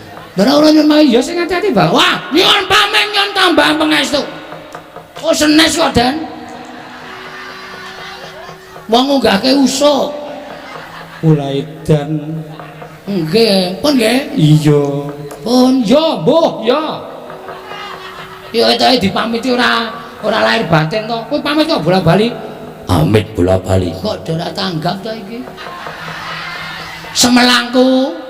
Kula niku le semelang kuwatir nek kula mungkur dirasani. Sing ngrasani sapa? Sampeyan niku. Le ngrasani piye? Aduh, Bagong mau kok urung tak keidit. Nah. Enggak ya. Ada. Ayo. Arep guyu, ayo. Aku ngguyu ki mergo weruh polahmu. Wong kok iso wae ming arep njaluk duit kok trobos kono trobos kene. Carane dhewe-dhewe. Sing arep ngrasani iki ya sapa? Wong ora ana wong ngrasani kok. Ora gara lho. Ora. Oh ya wis. Pun sekecake ora ndek perasaan.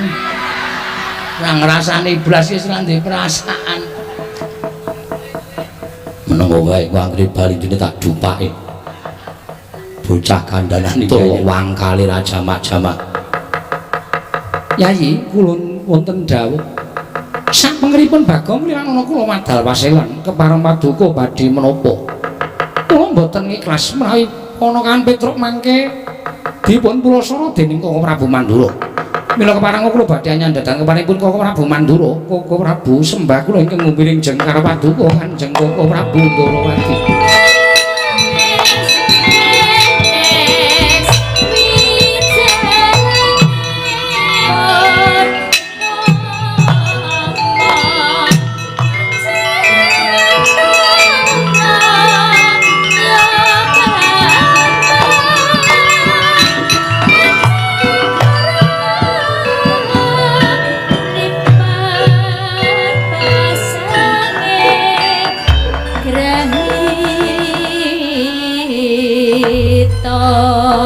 Kacarian putra lamun kawekasan yeka wisangkeni maya Wisnu Pratenta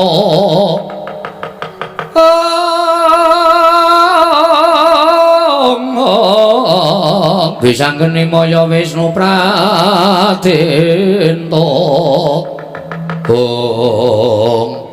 ki sing diagrojokan geguyon dadi tangisan nih. Ketoke kaya mengejak gojek ning kok Sinuwun Mandura kok kaya tenanan karo awake dhewe. Kowe aja nganggep nek Sinuwun Mandura iki gojek. Arepa kae pepundhen, arepa kae iki bendara, ning arang-arang ketemu karo awake dhewe. Tur kae mbelani Sinuwun Ndarawati ya tenanan. Mula nek Sinuwun Mandura wis sumbar nganake sayembara, wis saguh ngleboni sayembara ya dilakoni, Tru. Nek perkara leku gelut karo Sinuwun Prabu Mandura aku ora masalah.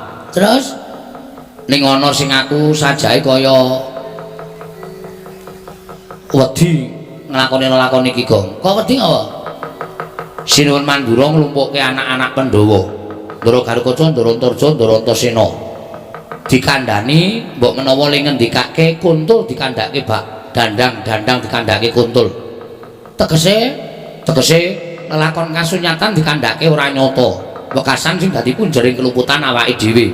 Terus anak-anak Pandhawa do ngoyak karo awake dhewe merga wis padha diseni swara karo Sinuwun Mandura. Piye? Jajari nek kaya ngono kuwi. Mung awake dhewe ora Sinuwun Mandura ning Ndara Antarja, Ndara Garukaca, Ndara Antasena. Monggo kuwi pepundhene awake dhewe, kuwi anak-anak Pandhawa. Ngene to saiki. Nek miturut aku lho, ya nek miturut aku saiki ngene wae. Terus piye karepmu?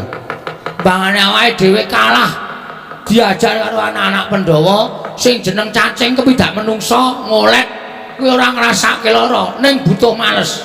Ha iya, terus nek kowe arep dikapak-kapake aja gelem mergo awake dhewe madeg ana ing bebener. Benere awake dhewe, belani bapak. Wis ngono wae. Sapa wae sing arep mula sara karo awake dhewe, sapa sing arep gendak sikara karo awake dhewe kudu wani.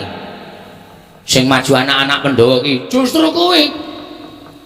Kuwi anak-anak kemarin sore to. Ha iya. Anak-anak wingi sore Gatot Kaca Antarjanta Senae karo awake dhewe dibanding kaya dhewe buyute awake dhewe. Arwane awake dhewe iki dhek ora iso mikir wae piye.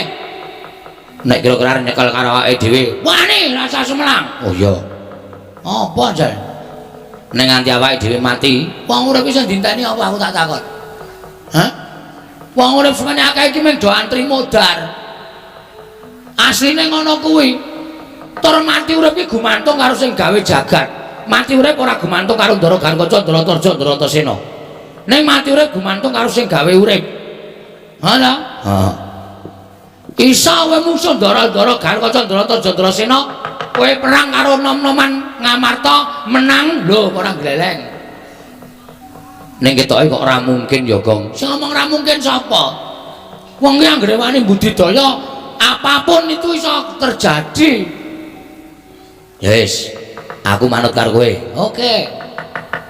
Nek do tekan kene kira-kira arep ngajar karo awake dhewe, krubut loro. Oke, siap. Tenanan lho Gong ki. Asli aku ora goro. Aku nek kene iki sik, aku tak ganti. Ya. Ora ganti sing ngene iki. Wah, nganggo training tok. Iki nggo pencak ora beres. Oh iya. Wis pokoke ora usah Semelang. Aku wis ganti kathok abang ngene iki. Asli aku mesti ngarep nguyuh. Lho. Tak kira nek arep perang ora. Dadep pitra aja Semelang. Ya, manut karo kowe, Gong. Oke.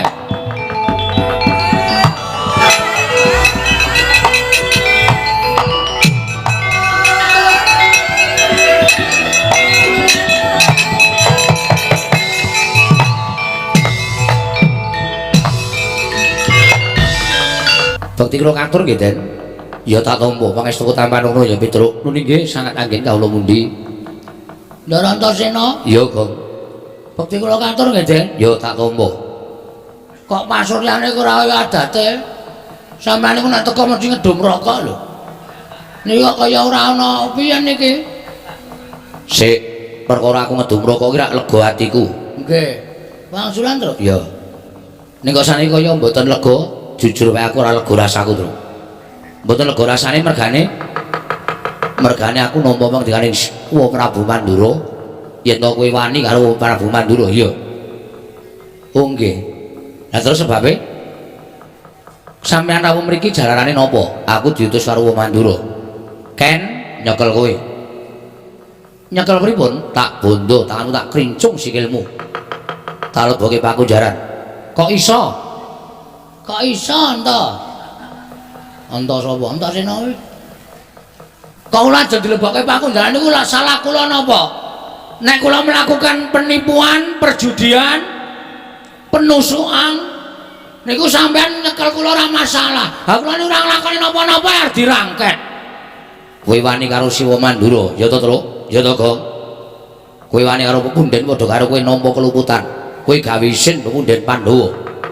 Kowe gawe irang pepunden Pandhawa. Kene ulungna tanganmu tak bondo. Bagong San tak bondo leboke pakunjaran, ora tak pakani mati nek pakunjaran kowe. Piye, Gong? Nek mundur-mundur. Ya. Mundur terus. Ya. Kene le. Wangsulane wong ngene nek leleng ora tempoke wong gentro kene iki ora. Sik, Mas. Masalahe war nyekel aku monggo, terserah, ora masalah. Kula niki warga sing manut pernatan hukum negara Ngamarta. Lho ora bakal selak. Kula ora bakal endo nek pancen Bagong salah, nek pancen Petruk luput, ora masalah. Nek sampeyan iso nuduhke keluputane teng pundi, kula melanggar pasal pira, niku monggo ajeng manghukum. Nek mengke riyen menyingiliki kidik, kula kaya apa, Tru? Menyeliki diki. Ya kleru ya. Menyelidiki. Wong niku nek ajeng menyiliti, menyelidiki, menyelidiki niku kudu nampa pelapurane kedua belah pihak. Sampeyan entuk pelapurane Sunan Prabu Mandura, monggo. Ning sampeyan kudu takon karo aku. Jajane lara-larae apa? Piye? Ngono. Ora kok nampa pelapurane kono terus kono dicekel, kene dibingkem ra entuk omong. Adil macam apa itu? Nah, ngono kuwi kok. Menengo kowe men ora usah cerewet. Yo, saya tak takon karo kowe. Takono. Waton terang-terang. Sebabnya apa kok wani karo Sio Mandura? Nah, ngono iki lagi adil. Sebabnya ngene, Mas. Aku karo Petro dikongkon bapak. Yo, kowe iki mbok basa karo aku. Wong kok ora basa karo aku kok. Aku pancen ra iso basa. Padha aku ya ora iso basa. Aku dek pelajaran basa Jawa ora mangkat. Wah, ngayali ra Jawa. Meneng wae to? Yo. Aku dikongkon bapak. Yo.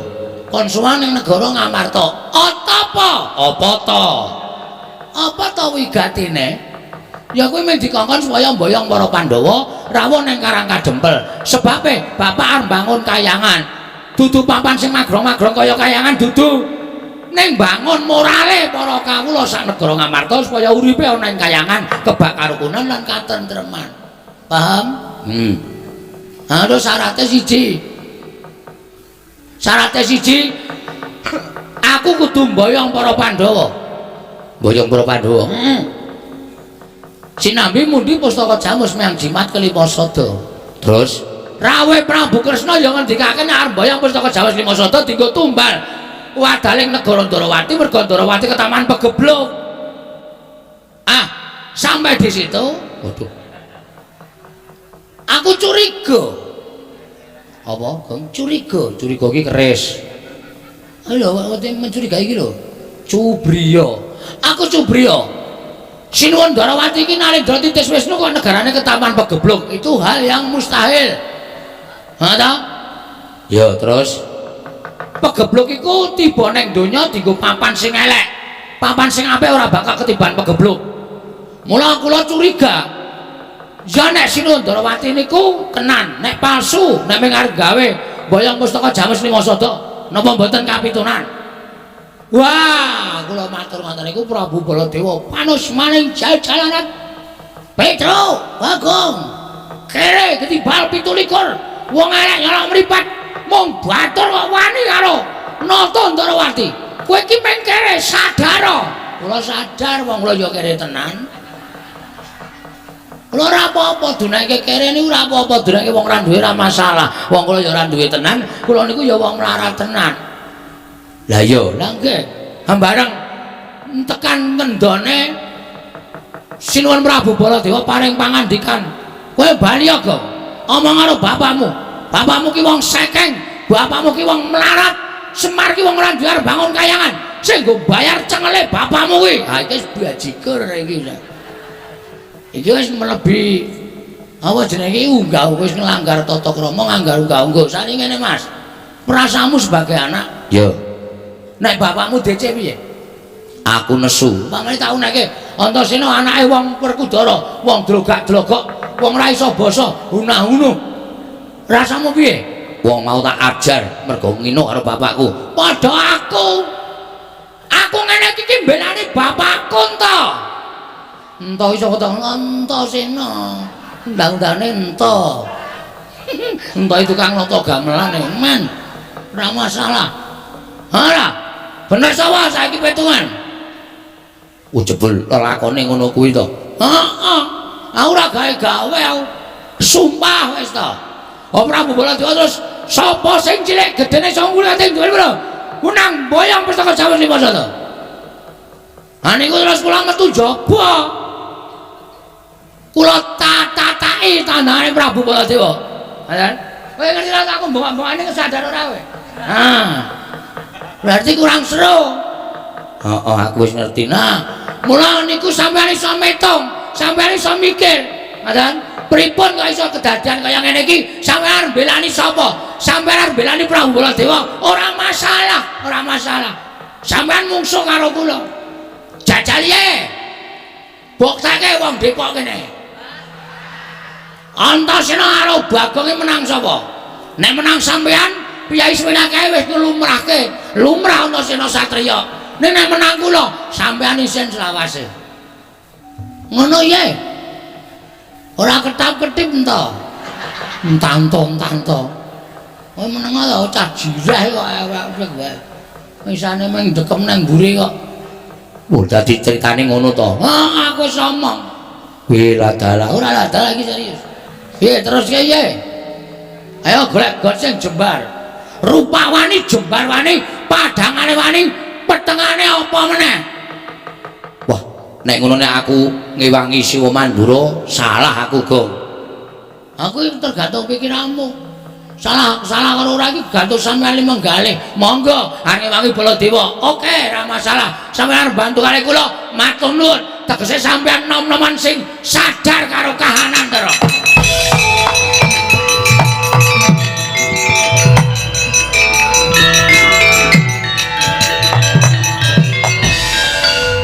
Iki maksudnya piye kok ngrangkul iki?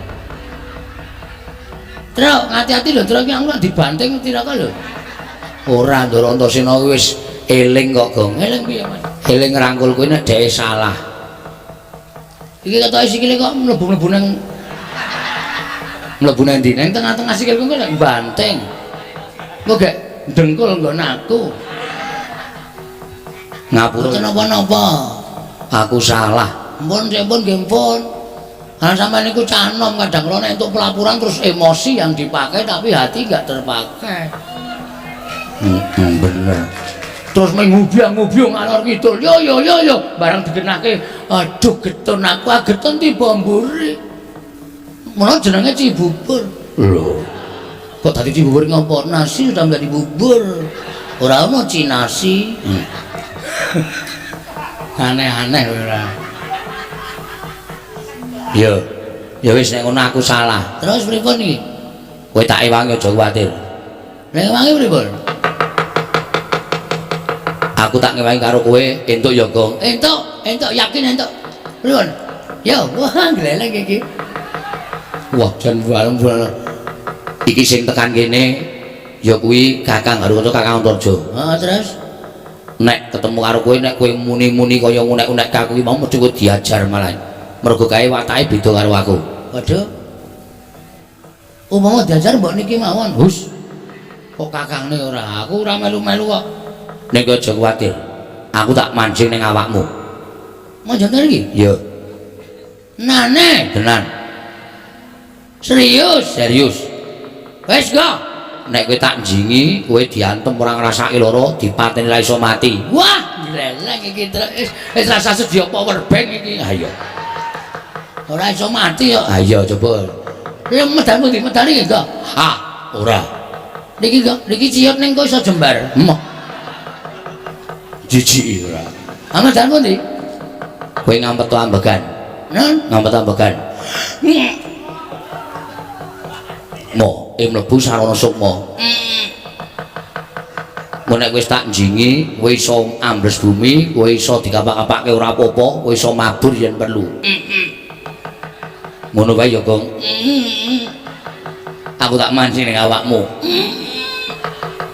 Wis petukno Kakang Garwaca, ning nek kowe ora dipiloro, aja miloro. Slamodar. Nek ngampet wis ket mau e. Yo. Ngampet ket mau ora dilebok-lebokke. Marai mangkel ora. Kene iki tata-tata e. Ya tak mlebu. Lho nyerot oleh bang. Kacarian putra lamun kawekasan yeka wis anggeni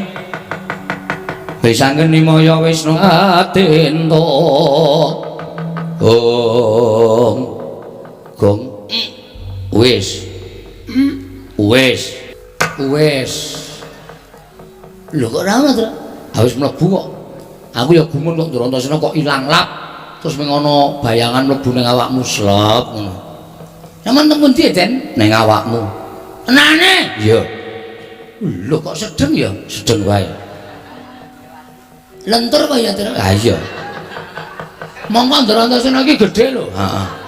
Aku mung semene kok sedeng ya, Tru? Sedeng. Elastis kok ya. Heeh. Wis aku wis ning kene. Heeh, matur nuwun nggih. Ya. Terus niki kekuatane kowe arep ambles bumi, ambles bumi. Carane ngawet ambegan. Bumi pandengen terus engko sirahmu tok jebleske bumi engko rak bablas. Iki ngapusi ora iki.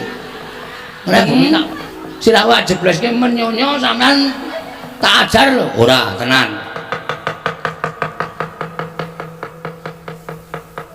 Wis panteng tenan karo batin niat ingsun ambles bumi. Niat ingsun ambles bumi. Wis tibakno. Bajigur iki piye ta iki? Ngene tak naik jopone. Jamane pripun? Dirokno. Kula kelas kali kula kolak-kolak. Keli kintir kali kacuk kula kileng-kileng. Terus dapalke terus. Ya, kula kelas kali, kula kolak, kolang kali, kintir kali, kacuk kula kileng-kileng. Kacuk kula kileng-kileng. Wis. Kolang kali, kilen kali, kintir kali, kula kileng-kileng. Sing urut, nek ora urut ora iso lho. Nggih. Kula kintir kali, kula saya. Kelas kali sik. Kula kelas kali, kula kolang kali, kilen kintir kali, kula kileng-kileng. Coba. Bajigur. Bumi peteng ora ana listrik. Ha iya, Ndron. Aduh. Wah, tenan ora. Nabrak apa, Gong? Sapi teng. Untung ora bocor. Atos plempeme rondasku. Heeh. Lho, iki jaratan. Benah iki lho, iki kok marep ngetan. Metu Gus, apa? Nek Petruk ya saged. Waton Petruk apal mantramu ya iso. Kula kelas kali, kula kolak kali, kilen pasan, kintir kali, kula kileng-kileng. Waduh. Mantra, Gong. Kula kintir kali. Kula kolak kacok. Wah. Wis ora apal iki traku ngarepmu. Arep ulake pira? Prek. Antil mencelat. Ayo pokoke maju. Ayo, pokoke iki greneng iki. Heeh. Ndara kacok arep tak wedeni awar ambles bumi. Ya. Aku ya arep ambles bumi untuk mantram saka Ndara Antasena. Heeh. Wah, tekan kene takoni wae, Truk. Ya, takoni le. Heeh.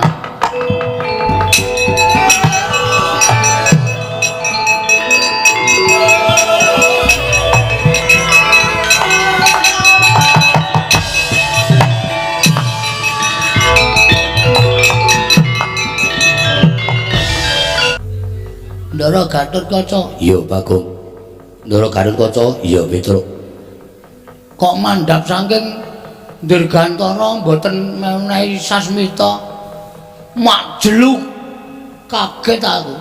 Kula. Bagong. Nun, Petruk kon maju. Bentar kowe. Ternyata bukan saya. Kula kelas kali, kula kali. Kowe ngapalno mantrane men iso ambles bumi ya, Gong? Heeh. Wonten dawuh, Den. Petruk. Nun. Kowe tak takoni jujur. Nggih. Kowe wani karo Siwa Mandura. Nggih. Lek pancen bener tegese kabeh sing dikendikake Siwa Mandura mau kabeh nyata. Pancen nyata, kula wantun sing Prabu Mandura, malah kula wantun mlebeti sayembaranipun Siwun Prabu Mandura. Petruk, Nun. Tekan kene aku bakal mbuntut tanganmu ngrincung sikilmu. Mapano. Yen perlu kowe bangga pancat pun ndak tak gembol ndasmu. Ora sudi aku duwe abdi kaya Petruk. Mirang-mirangke karo wong tuwa, mirang-mirangke karo Bendara, mirang-mirangke karo Gatotkaca. Aku isin di ati karo kowe. Tinimbane kowe memirang marang lenggahe para putra Pandhawa. Mapano sirnake babar pisan.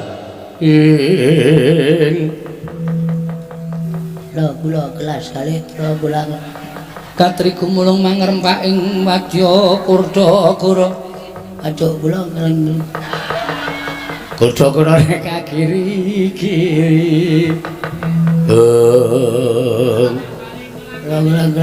Gong ora sro-sro kuwi aku arep omong-omongan malah. Nuwun sewu, Den.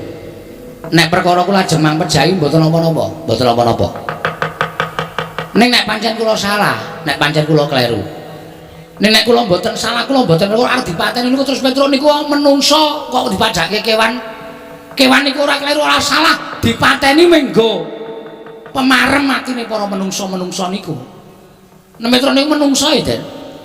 Sampeyan kudune iso menggalih. Apa to sebabe kok Petro wani karo Prabu Mandura? Petro niku sajake dadi abdi ora tau wani karo sapa-sapa wae, ora tau. Kalih Rama ora tau wani arep kok Rama niku ngepraki karo Petro ning tak anggap niku katresnan. Ngoten. Sing jeneng tembung kasar niku aja dianggap kasar, ning kadang kala niku katresnan. Petro Gunto ngono iki Ndara Werkudara sing ngendika bapakmu niku ning ati penak. Petro edan, Petro kentir niku teng ati penak, mergo niku tresna kalih kula. Ning tembung sampeyan iki wau mboten wonten tembung katresnan. Niku tembunge wong sengit, niku tembunge wong ora seneng, niku tembunge wong kasar. Petro mapara pancen Pak gembol dasmu. Kok ngono ta kowe? Kok dadi sampean ora keli kan jaman sampeyan iku lho omong. Sampeyan ora keli kan jaman kula niku ngomong karo sampeyan. Wis cilik mawon. Mboten sak kanggo diuntir. Mang botol kula ikhlas. Nek nganti kula mati, nyawa kula tekan swarga ketemu karo mbahmu. Mbahmu niku Satnalendra Duk-deng Samaladeng. Ora ana wong sak jagat iki sing wani karo Prabu Pandhu mboten wonten. Mula mestina mbiyen tentrem. Mergo ora wani karo mbahmu. Nek nganti kula mati, sapa kula munggah teng swarga ketemu Ndara Pandhu. Petro, kok wis mati? Kula yo matur nggih. Batene pun entek. Mesti modar. Sing mateni sapa? Sing mateni putu sampeyan Ndara Gatotkaca. Gatotkaca ki anake sapa? Gatotkaca ki anake Om Werkudara. Lho lek kok dadi mateni kowe? Nggih sinuwun iblis larat. Putu ora iso diwulang. Mikir aku tak medhon tak ketemu karo Gatotkaca. Sampeyan ketemu karo mbahmu. Tunek-unekke. Ndara Pandhu niku ora tau nyeneni kalih kula, ora tau ndukani kalih kula. Aku aputune karo mata ndas kula. Enggak. Niki dipontol gampang wis tuwa kok, Den. Wis ora wulet. Nek nganti sampean ketemu karo mbah sampean kula ora tanggung. Nek nganti sampean dunek-unekke wong tuwa sampean Pandhawa kabeh, kula ora tanggung, Ndara.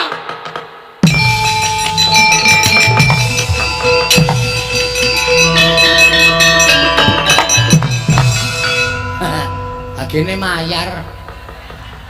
Wedi ngonone kok mabur wedi. Kula kelas kali kula. Diapure. Gongnon ora sah nganu, ora sah diapalke. Terus pokoke kowe arep ambles buku kari batin tok. Oh nggih. Piye, Tru? Sukses. Terus kaca tak apake? Tak tangisi. Kowe kok iso nangis? Monggo kowe ora tau nangis lho, Tru. Anakmu mlebu rumah sakit kowe nanggap dangdut tok. Cengelmu kuwi ora. Ora ndek perasaan kok kowe sale. Ada? Oh, ora wae kok. Ah wae. Climen orjenan sing nyanyi bojone Bagong anu Gareng ta. Kowe kok ora golek iso penyanyi liyane kare anggere muni apa sing diundang bojone Gareng. Ayo aku duwe rasa. Oh tak kandhake Gareng tenan. Asli ora cangkeman lho kok. As. Apa? Tetep tak kandhake. Ora cangkeman. Alah apa? Kae Ndara Antarja diladeni. Oke, Gus. Apa? Ning mangkene sing maju Ndara Antarja gelut nggih? Yo. Njajal kula sing kang Supan adine mungsuh kakane menang sapa? Yo. Ning kono iso nyembur. Hah? Kono iso nyembur. Sampeyan iso mboten? Iso. Kowe engko anggere arep nyembur dehem sik terus tok semburke. Kuwi sembure saka aku.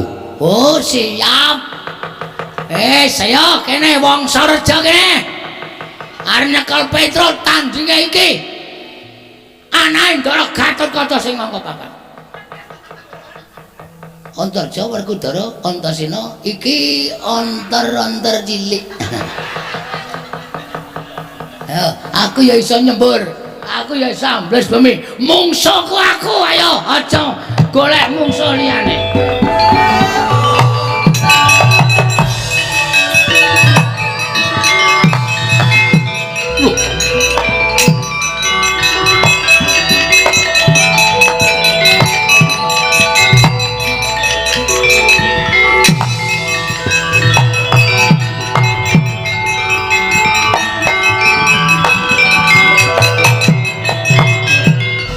Pamer. Wiwit kapan kowe iso ambles bumi?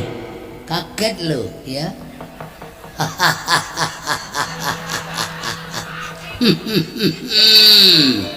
Edian.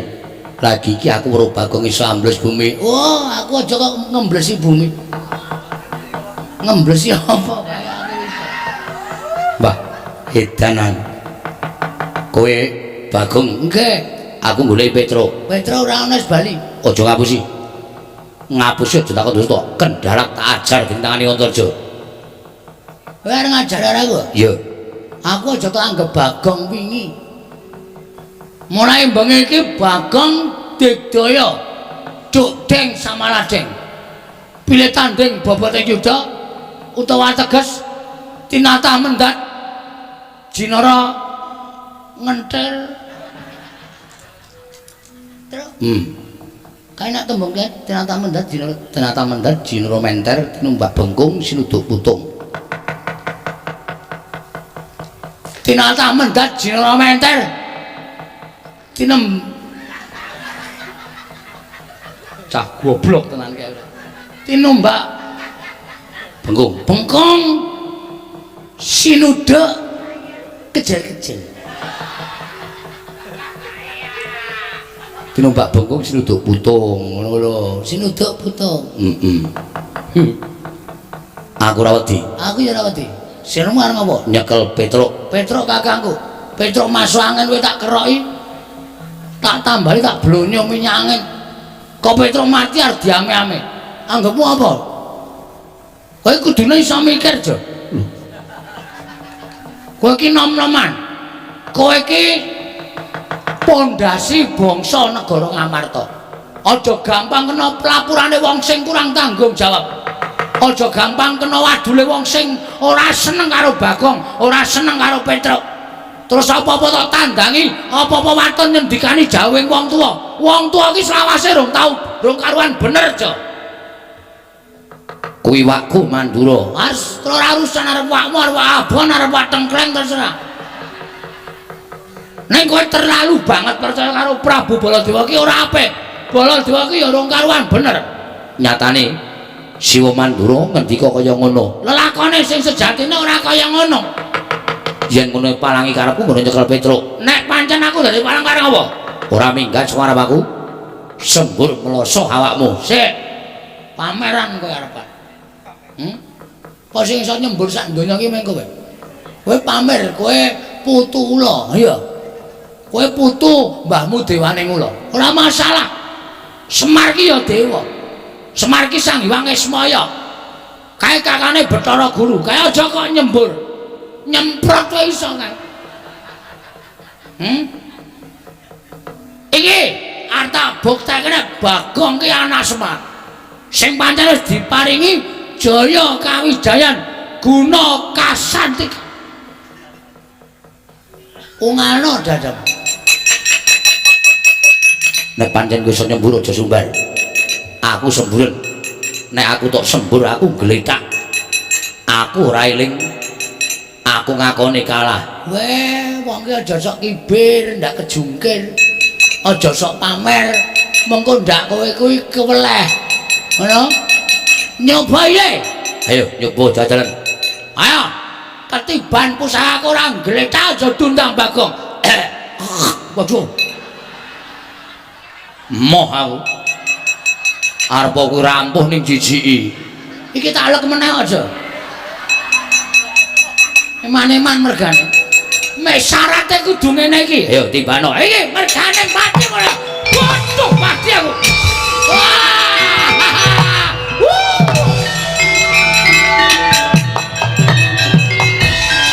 Piye, Kong? Lho. Sapa-sapa tak semburi kabeh.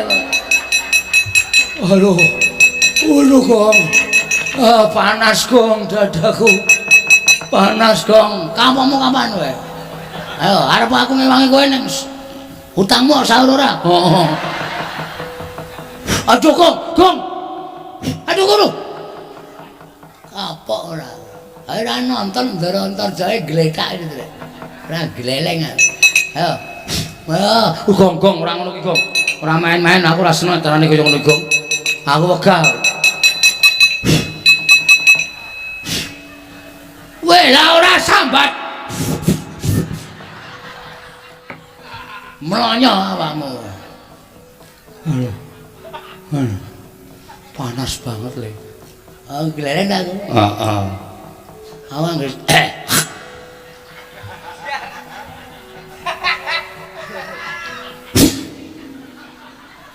Wedan. Gleleng kowe iki urip apa mayat hidup to? Tak damu ora apa-apa. Iki wis pusaka ning ngabani Darantasena lho. Nek arep nyembur ngono kuwi sik.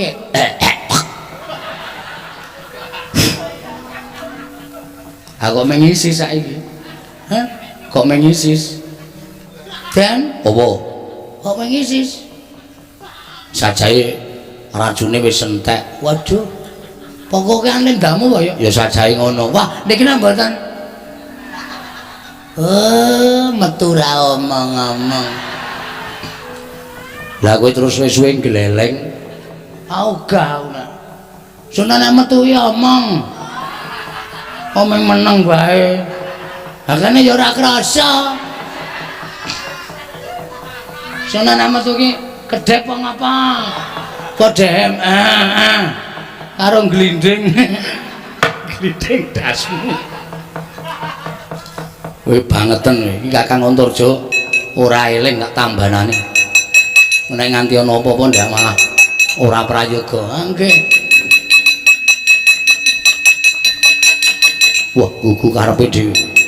Mesti tok bantu Dimas. Heeh. Lah nganti kowe bantu karo Bagong karo Petruk. Mergo iki ora salah Kang. Aku nek karo wong ora salah ora bakal tumindak elek. Tur malah wonge tak bantu. Tur dasare Bagong ya ora kleru, Petruk ya ora kleru mergo mbelani bapakne. Rungokne kuwi. Ora mung waton gugu karo omongane Baladewa. Baladewa pancen ra seneng karo awake dhewe to. Ha iya. Wis ngene bae Kang, saiki Kakang ambles bumi. Rasa ngetok nek dukane Siwa Mandura. Mulane takon ndelik. Lah Dimas arene ndi? Aku ya tak ambles bumi. Kowe aku lho. Wis urusan dhewe. Wah, pahit iki pisan. Mongko iki mung suwe kari dhewe berat iki, Trek. Sapa? Baladewa genah. Cilaka ora. Urusana dhewe. Aku awak Kakang Antarja tak ndelik sik. Mongko nek wis rampung perkarane aku tak bantu karo kowe, Go. Karo bantu engko. Heeh. Ora saiki. Ora. Ah terus kula musuh Prabu Baladewa. Pikiran dhewe nggunakno akal pikirmu piye iso menang karo Siwa Mandura. Mergo aja nganti dingertani yen aku ora mbelani karo Siwa Mandura, aku tak ndelik karo Kakang Garut Antarja.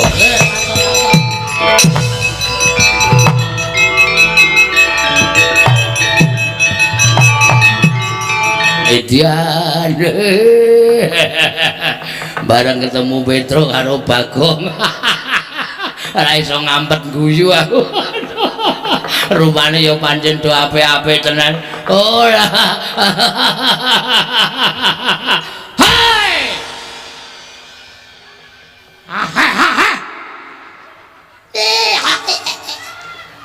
Patih ora nggih tata krama.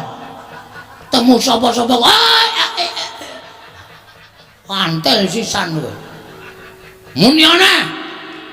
Wanggre sing guyok jedeli sandal cangkem. Gong ora kasar men sengit aku.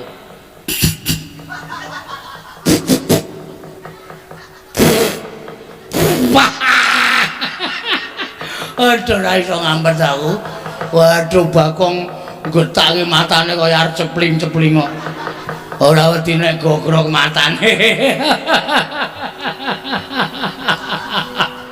Waduh. Badhe apa, Gong? Botol au. Mangkel au. Ora percaya, Tru. Sirahe Pragoto ki mbok berarti. Wah, setan. Pate dibandem botol sirahe. Weh, ora sopan kowe. Oh. Muni yo. Bandem seker. Seker. Iki apa? Seker kok yo entuk seker, Pak. Aku nek sangku werna-werna kok. Petruk nun. Oh, mulih ora. Mboten kaya bali nggih nek pun bareng Pandhawa mun di Pustaka Jamus Lima Sada. Yen ngono aku sing meksa karo kowe. Oke, ajeng-ajeng napa? Dajar, Gong. Yo. Wis ora ana ampun nek iki. Heeh. Yudu bendara ya ming tepung ngono wae. Ha iya. Ora arep nggo tak dhewe diajar wong loro. Ya. Wah, ora wedi aku, ora wedi. Bah. Ora wedi. Ora wedi ya, Tru. Padahal nggon aku ana lho jajine tak onone mati. Oh, medeni ora. Oh, mati lah. Jandak mati dening aku cencang jenggot kroncang-kroncang.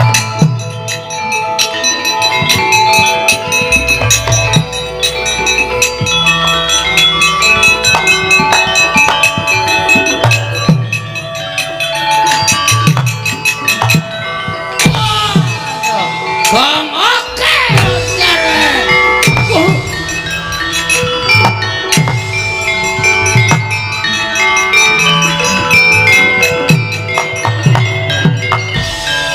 Gong. Sorry. Aku ana wong nyambut gawe ya sliwar-sliwer. Sing sliwar-sliwer iki sapa kene iki meneng wae kok. Padune niat kowe ora. Ya ora karang ya karang kleru saya abot ki sing tak nggo nuthuk gobek. Mampir ndasmu ora. Lara padha kira. Panuswane jajalan Petruk kantong bolong. Bolongan Bagong, bolongan Petruk. Ora minggat greten negara dasmu tak apa wae. Ayo le.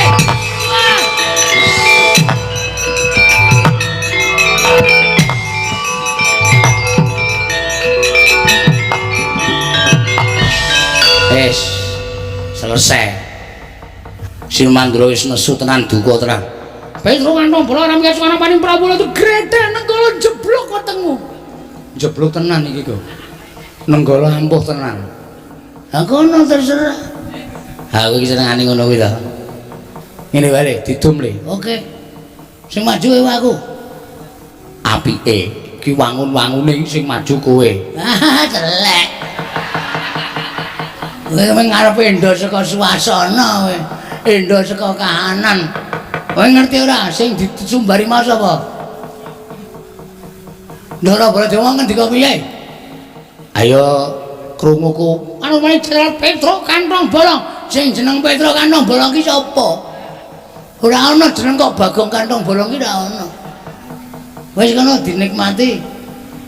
Aku tak ndelik terus wedi aku. Piye kuwi? Ora piye iki terakhir iki kowe. Waduh. Cilaka iki. Ya. Pak. Bapakku Semar. Aku ngerti, najan aku matur saka kene ning bapak mesti midanget. Mergo bapak ki wong digdaya. Nek pancen bapak duwe niat bangun kayangan Petruk mbok kongkon minangka duta pengawakaning Semar Badrana ning Karangkadempel.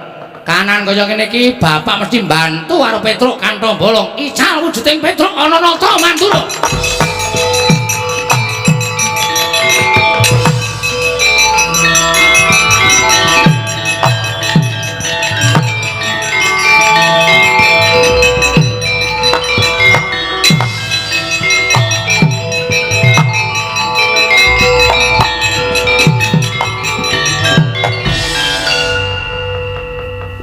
Nek ora tak pethuke kok sembrono, nek tak pethuke aku mesti tekaning pati. Nek ora tak pethuke bapak penjangkane ora bakal kelakon. Kalah cacak menang cacak. Gong. Wes, kowe iki ngopo kowe iki? Menungsa ora tatanan kowe. Kowe sing arep nenggala bapakku kowe ya. Wah, keprawatu. Sik, gong. Hei. Kosek. Iki sapa iki mbok dimatke? Sik. Baladewa ta iki? Baladewa dengkulmu mlocot. Ora aku ki dadi apa kok kowe namung nyawang kok kaya. Kowe ki dadi Baladewa, Tru? Lho, Tenane, tenan yakin. Sesek. Wah, Petro. Saruke mambu bensin. Aku dadi Baladewa to. Edan tenan, wong gleleng tenan. Ora nyewa sandangan endi, Tru? Ora nyewa sandangan iki aku mung bengok ngucap dhewe Pak, nek pancen kowe prisa, kowe yen Bapak krungu, aku tulungono. Lah kaya diserot bumi kok metungul meneh dadi kaya kene iki. Wah, gleleng. Jagat Dewa Bathara jagat Pangestu Koro. Bagong. Bagong. Ah, lepareman iki. Ngarep kongkan-kongkon iki. Ponokan Bagong aja edan. Iki sapa ponokan Bagong? Prabu Baladewa. Lungguh ngisor. Nggih. Wah. Bagong. Nun. Baladewa bakal maju nang Pabaratan. Nggih. Golekno pusaka. Nggih. Mangkat dina iki. Nggih. Mangkat dina iki aja mlirik matamu. Nggih, nggih. Wah, jan kok ya wedi tenan ta ya. Rasane kaya ngadep Baladewa tenan. Ora sak gedumulan jangkeme gewes.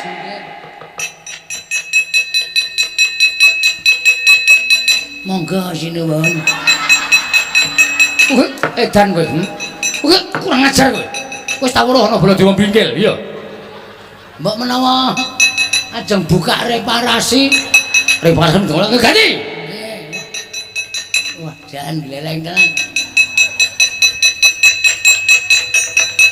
Niki napa nggen kula wau?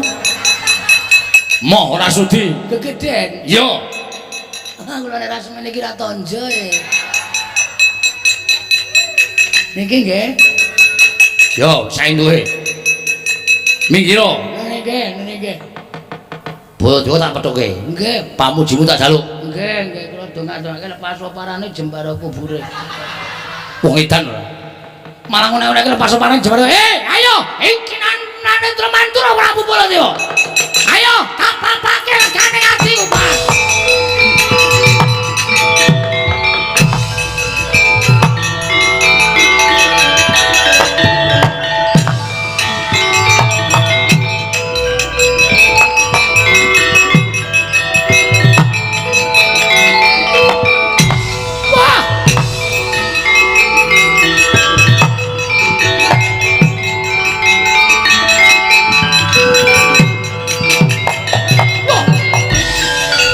Lah iki apa iki? Iya kok ngedep kaca gedhe iki apa iki? Lah iki kok ngedep Baladewa apa iki? Ayo, amuk sura mlutut, jek timbang iki padha-padha. Nata Mangkura Prabu Baladewa. Wah, setan. Suarane genah Petro iki. Suarane genah Petro iki. Ya, Iki Baladewa Petro. lho kok iso dadi Baladewa iki piye iki? Ais ora kurang sewan sandangan Baladewa. Wah, nggo arepe dhewe. Iki Kiai Nenggala, Tamake Gunung Jugruk Segara Asat. ya, iki Kiai Bendo tau nggo nyolong degan ping 3 ra konangan. Wah, mati treng aku, mati treng.